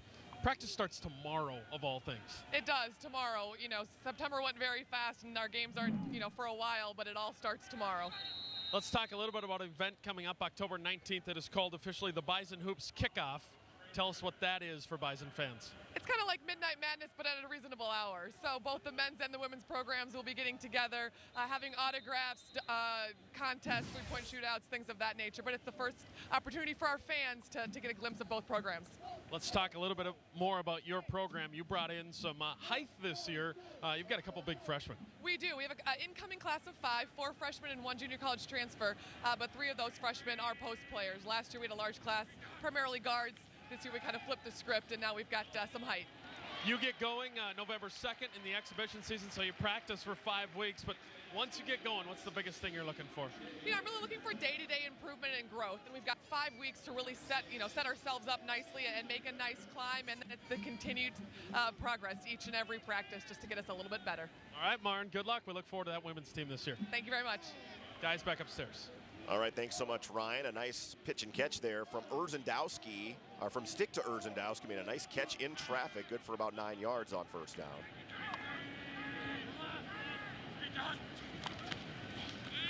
Play action again for Stick, airing it out, wide open receiver.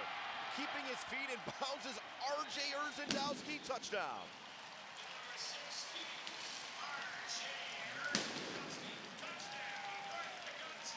That's a pick on the safety play. Well designed. Bishore had no chance. Nodak Insurance Company replay. Number 30 is the guy on the defense that you're targeting, and see how far away he is from that play. And then Urzendowski, a couple of tiptoes, get that ball across the line, and the Bison have a passing touchdown. R.J. Urzendowski with his 4th touchdown reception of the season from Easton Stick, 26 yards on the connection. Peterson for the extra point. It is up and it is good, and North Dakota State has extended the lead to 31-5 with 13:21 to go in the football game. We'll be back with more 4th quarter action as the two Creighton Prep products hook up once again.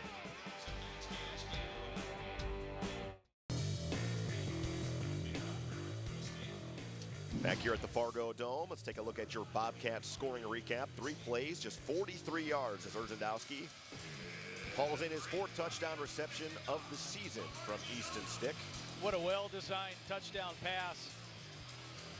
Your wide receiver takes the corner away. You run a little post route to gobble up the free safety, and nowhere Bishore can ever get to the edge. Cam Peterson, another Peterson Farm Seed kickoff, out to Deion Holloman in his own 3. Holloman has to put on the brakes, and now he is surrounded by green jerseys, taken down at the 21. You know what I like the most on that play is guys like Hendricks. They didn't try to go for the big hit or make the big tackle. They got down, they broke down, and they kept Holloman where he needed to be, and that's what, as Coach Kleiman has said, keep him in the cup. He was in the cup. He had nowhere to go. Nice job, James.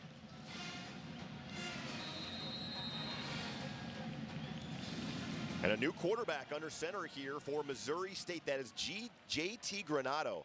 He was in fall camp with Rice like a month and a half ago. Didn't win the starting job, came to Missouri State very late, and he's only played 1 series so far this season. Under pressure here, is going to take off and run and slide down after a gain of 2.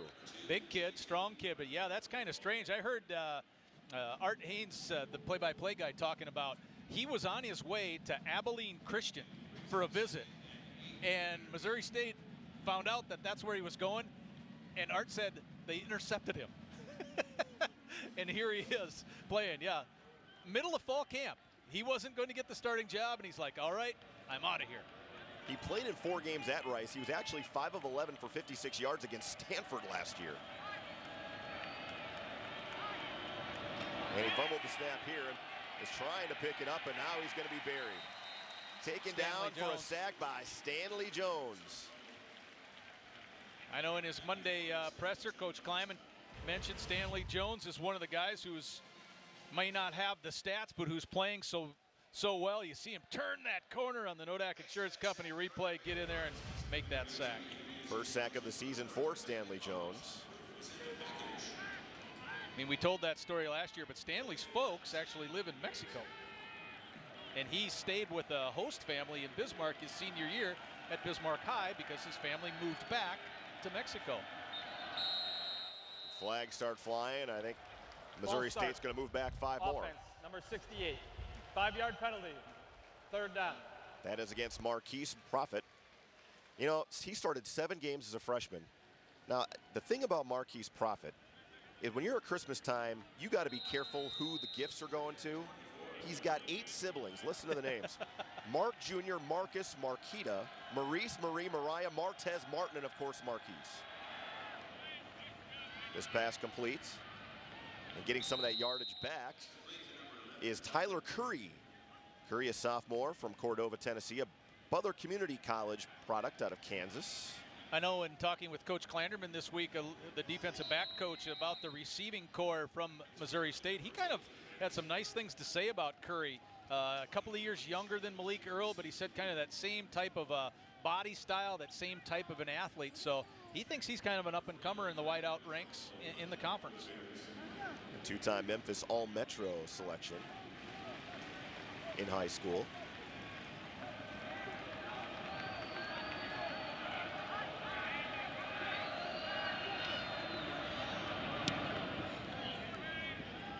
This punt angled more towards the sidelines and taking on a hop as Shepard will scamper out of bounds at the 45-yard line.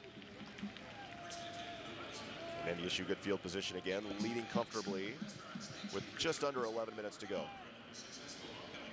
Yeah, we could see the transformation in the third quarter of the physical nature of the NDSU offensive line taking over, because that second quarter was just kind of odd with the way the Bison got outgained. But in the third, NDSU had 114 total yards to just 14 in that second quarter, and just the opposite in that third quarter for Missouri State.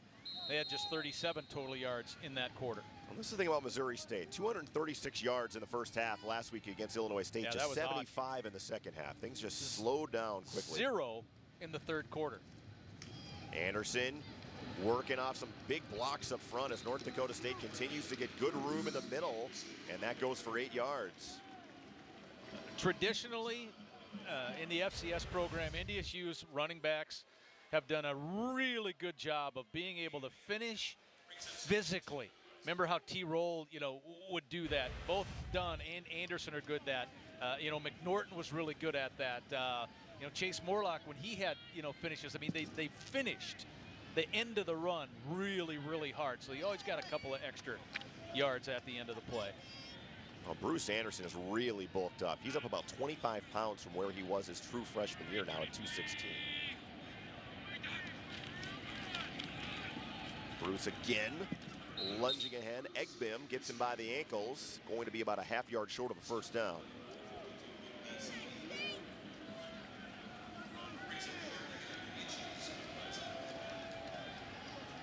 Here comes the big unit, Connor Wentz. Malmstrom is back into the game, so a few of those kids who are known as very good blockers. Ben Ellefson as well, coming in as an extra tight end here. Anderson, the tailback.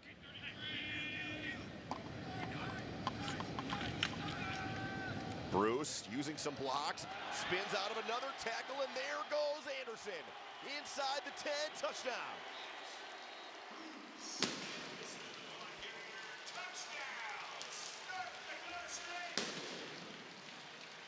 Well, we just mentioned some of that muscle the Bison brought into the game to get the initial blocks. Nodak Insurance Company replay. Look at all that green in there. Eggman gets moved. B-Shore hits the ground. And then Anderson spins away from the last guy who has a chance to tackle him. And Anderson takes it in for the long touchdown. The Bison with another explosive play of 20 yards plus. They've had a bunch of them this year. Zach Sanders was the last guy to have an opportunity to bring Bruce down, and he spun right out of that tackle and takes it the distance. 46 yards on the touchdown run for Anderson. His third run for a touchdown of the day, and the Bison lead is now 38-5 with 9:22 to go here in the fourth quarter. We'll be back with more from the Fargo Dome after this.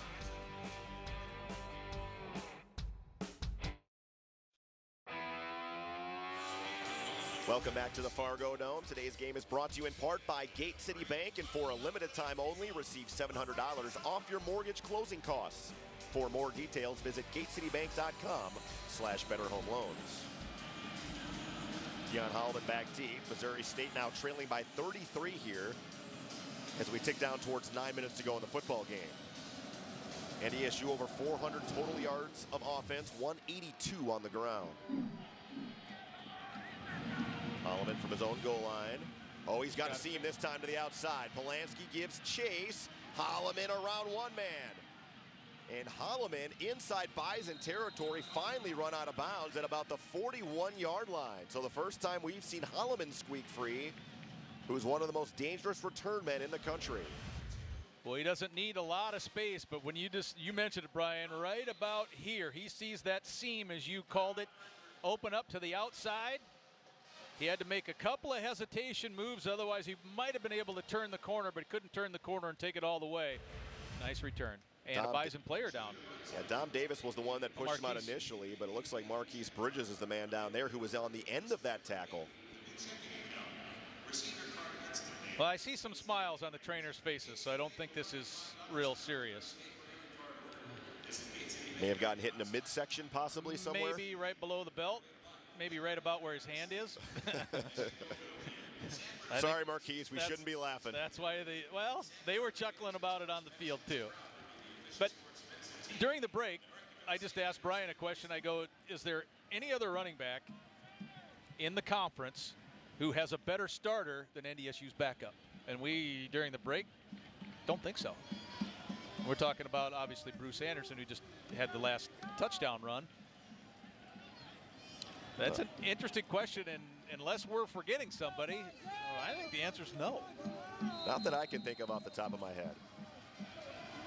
There are some good backs out there, but Bruce Lance are pretty good 1-2 punch.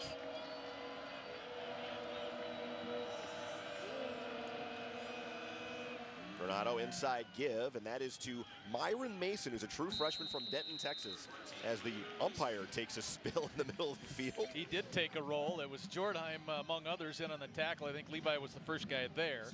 I'll tell you something, LT. Just watching the latter stages of the game, Myron Mason, who's just a freshman, got on the field. I think this guy's got a bright future. He's a nice-looking player. Caught a couple passes out of the backfield. Shifty guy.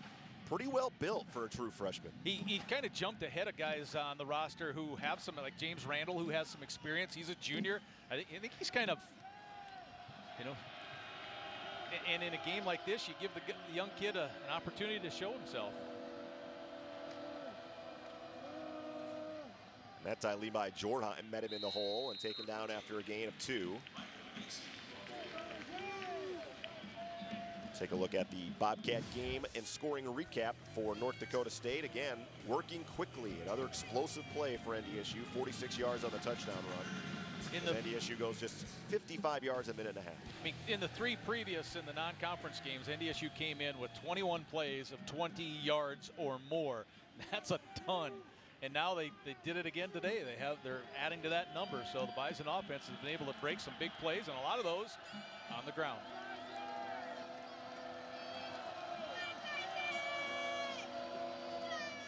Again, it's Mason finding room up the middle. Jabril Cox tried to get in there and take the football away before he is dragged to the ground at about the 23. On the 2 previous plays, Jordheim did a pretty good job of keeping himself free, meaning keeping that offensive lineman off of him. On this one, no, he gets taken into. See big number 77? He gets both hands in. Oh, that wasn't Jordheim. That was number 43, Pauly, who was in on that particular play. So Pauly let himself get bunched up inside by the big guy. Yeah, Bo Pauly getting an opportunity here for some extended reps as this ball by Granado is fired into the turf. Good coverage there by Trey Fort on the intended target, Tyler Curry. And I think these reps are important for Missouri State and quarterback number 2. I think if Granado can show a few more things here, I think he has the opportunity to grab a lot more playing time at that all-important quarterback position. I mean, he wasn't at Rice, by accident. He was a pretty big-time recruit.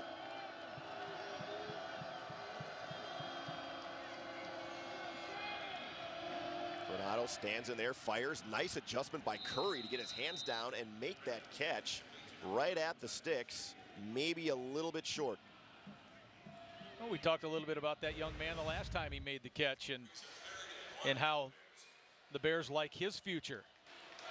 Granado steps up right in the face of some pressure, and Curry is able to go down and get that ball. Kind of a low line drive pass.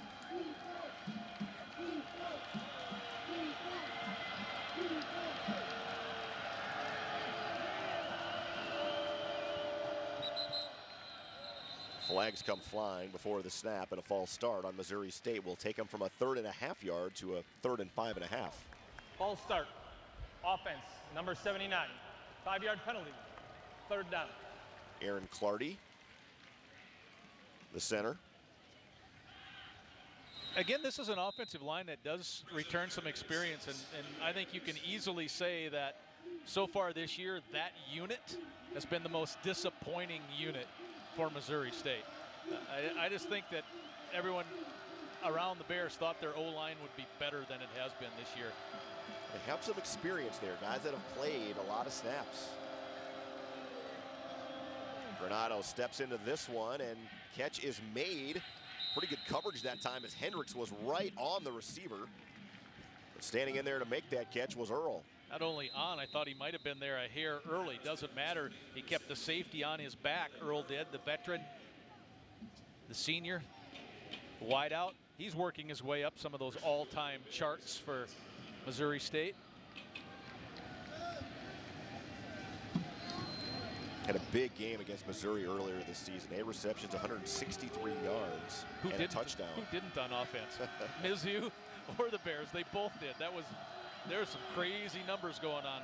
I think Mizzou had 815 total yards in that game. Randall reaching for the goal line, and did he get there? Yes, touchdown.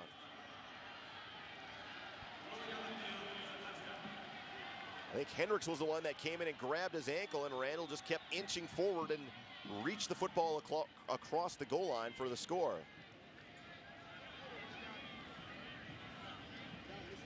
All touchdown plays will be reviewed, so they'll look at this one again. Little inside handoff, and there's the contact with Hendricks. James only got one leg instead of trying to get two, and touchdown, isn't it? Unless they marked his hip, unless his hip was down. Yeah, they're going to let this two-point conversion play go before they take a peek at it, so good enough.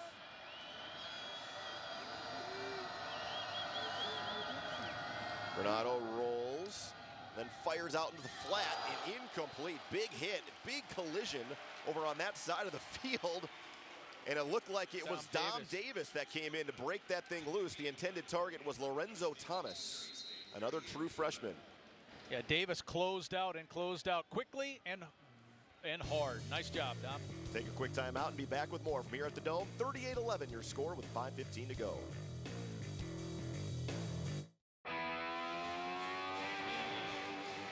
A look at Nick DeLuca, whose afternoon is over. One of our candidates maybe for the Nodak Insurance Company Player of the Game. Well, his return is certainly a good one. We kind of had a few hints, didn't know for sure if he'd give it a try. Well, he started and played well, which is an understatement because anytime he plays, you know it's going to be, you know he's going to play well. Stay away from it, didn't go 10. Well, it did at the very end. They kind of waited and nobody from NDSU got on top of it. Bison did come up with it. I think James Hendricks was the guy that fell on top of it for NDSU. Today's game brought to you in part by Gate City Bank, and Gate City Bank has been serving customers and investing. Is North Dakota State's football. 1st and 10. Gate City Bank has been serving customers and investing in a better way of life since 1923, with 36 locations in 19 communities across North Dakota and western Minnesota. Henry Van Dellen's turn at quarterback. Of course, he was elevated because of the injury to Cole Davis, who separated the AC joint in his shoulders, scoring a touchdown last week. So the redshirt freshman in at quarterback now. Completed just 1 of 5 passes for 16 yards this season. Easton Stick's day is done. 15 of 21, 220 yards, and a pair of touchdown throws for Easton. It's the top thing, I think, for Stick so far is that his efficiency in the air has been so solid this year. Bison continue to keep the ball on the ground. Adam Cofield getting the carry. Thought we might see Ty Brooks today, but we have not seen Ty as he continues to nurse a lower leg issue. Nodak Insurance Company replay, pretty simple. Straight ahead handoff. Both hands around the ball, you know the contact's coming. What'd you say Stick was 15 of 21? And he came in at over 72%, so didn't hurt that at all. And the Bison established the pass right off the bat. I mean, through the air, that first drive of the game, that was really impressive stuff today. Cofield again, diving across the 35 to the 34, enough for a first down. Well, we talked about it earlier with Dunn and Anderson and how those two guys, you know, finish runs. You just saw it there too. It's, I don't know if culture's the right word or the right way to try to explain it, but it just carries over to everyone. NDSU's running backs always finish hard.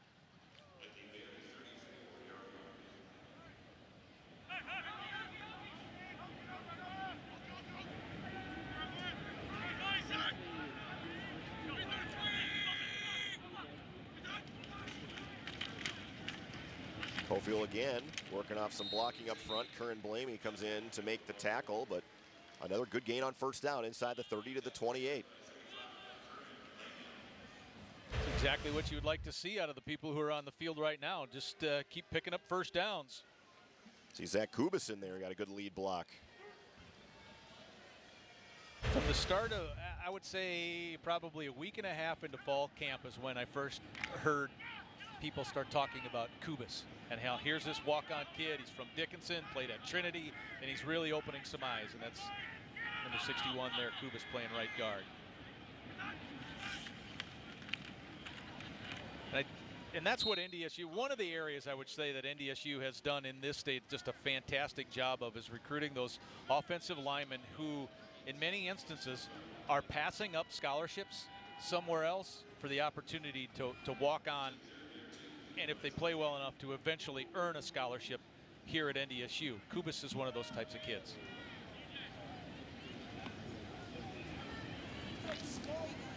Well, today's game being brought to you by the fine stations of the Bison Network, including flagship stations KVLY Fargo and KFYR Bismarck, along with KMOT Minot, KQCD Dickinson, KUMB Williston, and KOOL in Alexandria, Minnesota.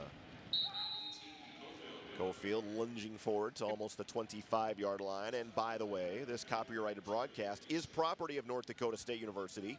Any rebroadcast, reproduction, or distribution without the consent of NDSU is strictly prohibited. Cofield just a yard short. Fourth down coming. Brock Robbins and Malmstrom. That's interesting to see both of those guys on the field at the same time. Well, maybe they'll just start in a power I situation. Nope, Robbins is going to play the tight end and maybe rotate back in. Yep, just what I thought would happen. Cofield got enough across the 23 to the 22, and that will move the chains, and NDSU essentially can take a few knees and call it good after this.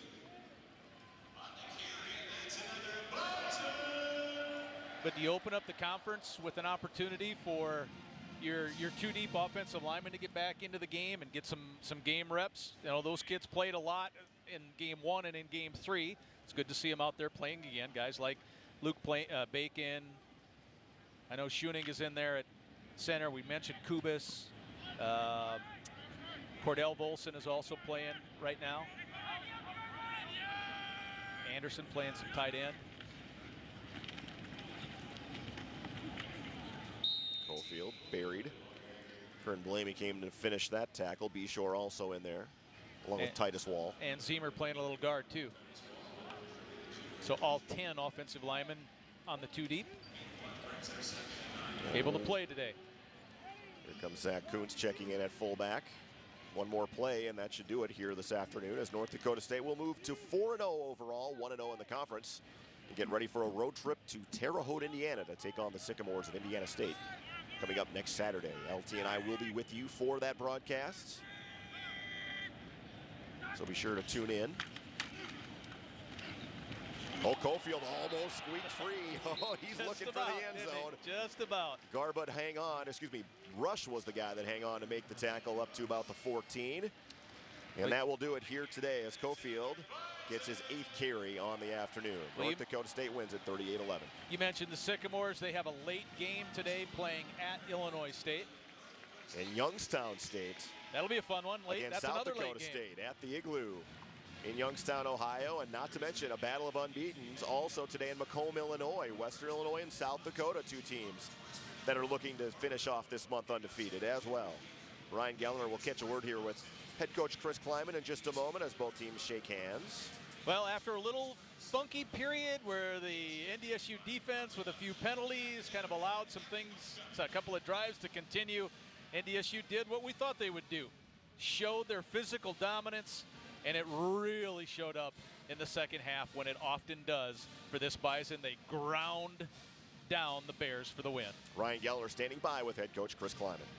Coach, you wanted a response in the second half, man. Did you get it? Yeah, we did. We challenged the guys at halftime, and they did respond. I thought we played really good defense and got off the field, and then offensively we were able to sustain some drives. I thought Easton was really sharp, and they were going to pack everybody in there, and we were going to pick them apart. Nick DeLuca is back. How good was it to see him on the field? He didn't miss a beat. Nah, it's so fun to have 49 out there. I know he loves playing with his brothers, and it was good to have him out there. All right, Chris, thank you. Good luck next week. Appreciate it. Thanks. Chris Kleiman, head coach, guys. All right, thanks so much, Ryan. And Kleiman and the Bison will get set for the first Valley road trip of the season at Indiana State, and that follows another road trip to Youngstown, Ohio the following weekend in October. We'll be back to wrap things up from here at the Fargo Dome. North Dakota State is 4-0. 38-11 is your final.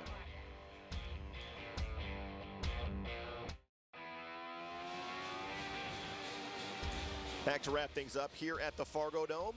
38-11 your final score on the Ag Country Farm Credit Services scoreboard. Brian Sean Lee Timmerman here with you as North Dakota State looks to move on into October undefeated at 4-0, and our Nodak Insurance Company player of the game is a guy that was good to see back on the field today. Number Absolutely. 49, senior Nick DeLuca. Yeah, DeLuca getting his first, since coming back, I guess, from that injury. Came back maybe just a hair earlier than we thought, but you know he wants to play. He had 9 tackles, 1.5 tackles for loss, and that one pass breakup on a really nice play. The Bears tried to get the ball to Fermanek. Here he is on a goal line situation, keeping the Bears out of the end zone. Nick DeLuca, my opinion hasn't changed. He's still, in my opinion, the best defensive player in FCS in the U.S. And that's why he is our Nodak Insurance Company player of the game. As we take a look at our final stats brought to you by the North Dakota Certified Seed Producers. And, you know, the total plays was still actually in favor of Missouri State. Time of possession was, but that was because North Dakota State scored so quickly and efficiently offensively. And ended up with 200 more total yards. And the passing, the efficiency again of Easton Stick. I mean, he hit Erzendowski 6 times for 82 of those 220 yards. And the two big guys in the rushing game, Anderson and Dunn, combined for 207 of those 214 yards. Also had the 3 touchdowns. And you're right, it's a little out of that time of possession, but the Bison again hitting some big plays and hitting them into the end zone, both through the air and on the ground. It's Courtney Messingham, the offensive coordinator, saying we got to continue to see the explosive plays, and the Bison had a bunch of them today in both the passing game and in the running game as well, improving to a perfect 4-0 and scoring at least 38 points now in every game this season. So North Dakota State moving on, looking ahead to Indiana State. The Sycamores, a program that's kind of still rebuilding, have a first-year head coach in Kurt Mallory, but that's still a road trip. And anytime you go on the road in the Valley, LT, nothing easy about that. Well, speaking of road trips, Indiana State's on a road trip. It'll be interesting to see how they do against Illinois State, who played very well against this Missouri State team last week. And so far, Indiana State appears like the only team in the conference that's just not quite going to be competitive. You never know. That's why we assume you will watch us next week. Well, a couple weeks ago, Indiana State did have a chance to win a game at Liberty, who is nationally ranked, losing 42-41 in the final moments of that game, missing a 23-yard field goal that was blocked. Well, so we'll see how the Sycamores stack up here against Illinois State today. And again, noon kickoff, Central Time, 1 Eastern Time, pregame show, Central Time starts at 11 a.m. So be sure to tune in early next week, earlier certainly than what we're used to, on the KVLY KFYR Bison Television Network. Thanks so much for joining us here this afternoon on this homecoming Saturday, on this brisk fall day in Fargo. For Jim Wareham, our executive producer, and of West Desjardins, our sideline reporter, Ryan Gellner, Lee Timmerman, I'm Brian Shong, saying so long from the Fargo Dome on this Saturday. Have a great Saturday afternoon and evening. We'll see you next Saturday from Terre Haute, Indiana. So long, everybody.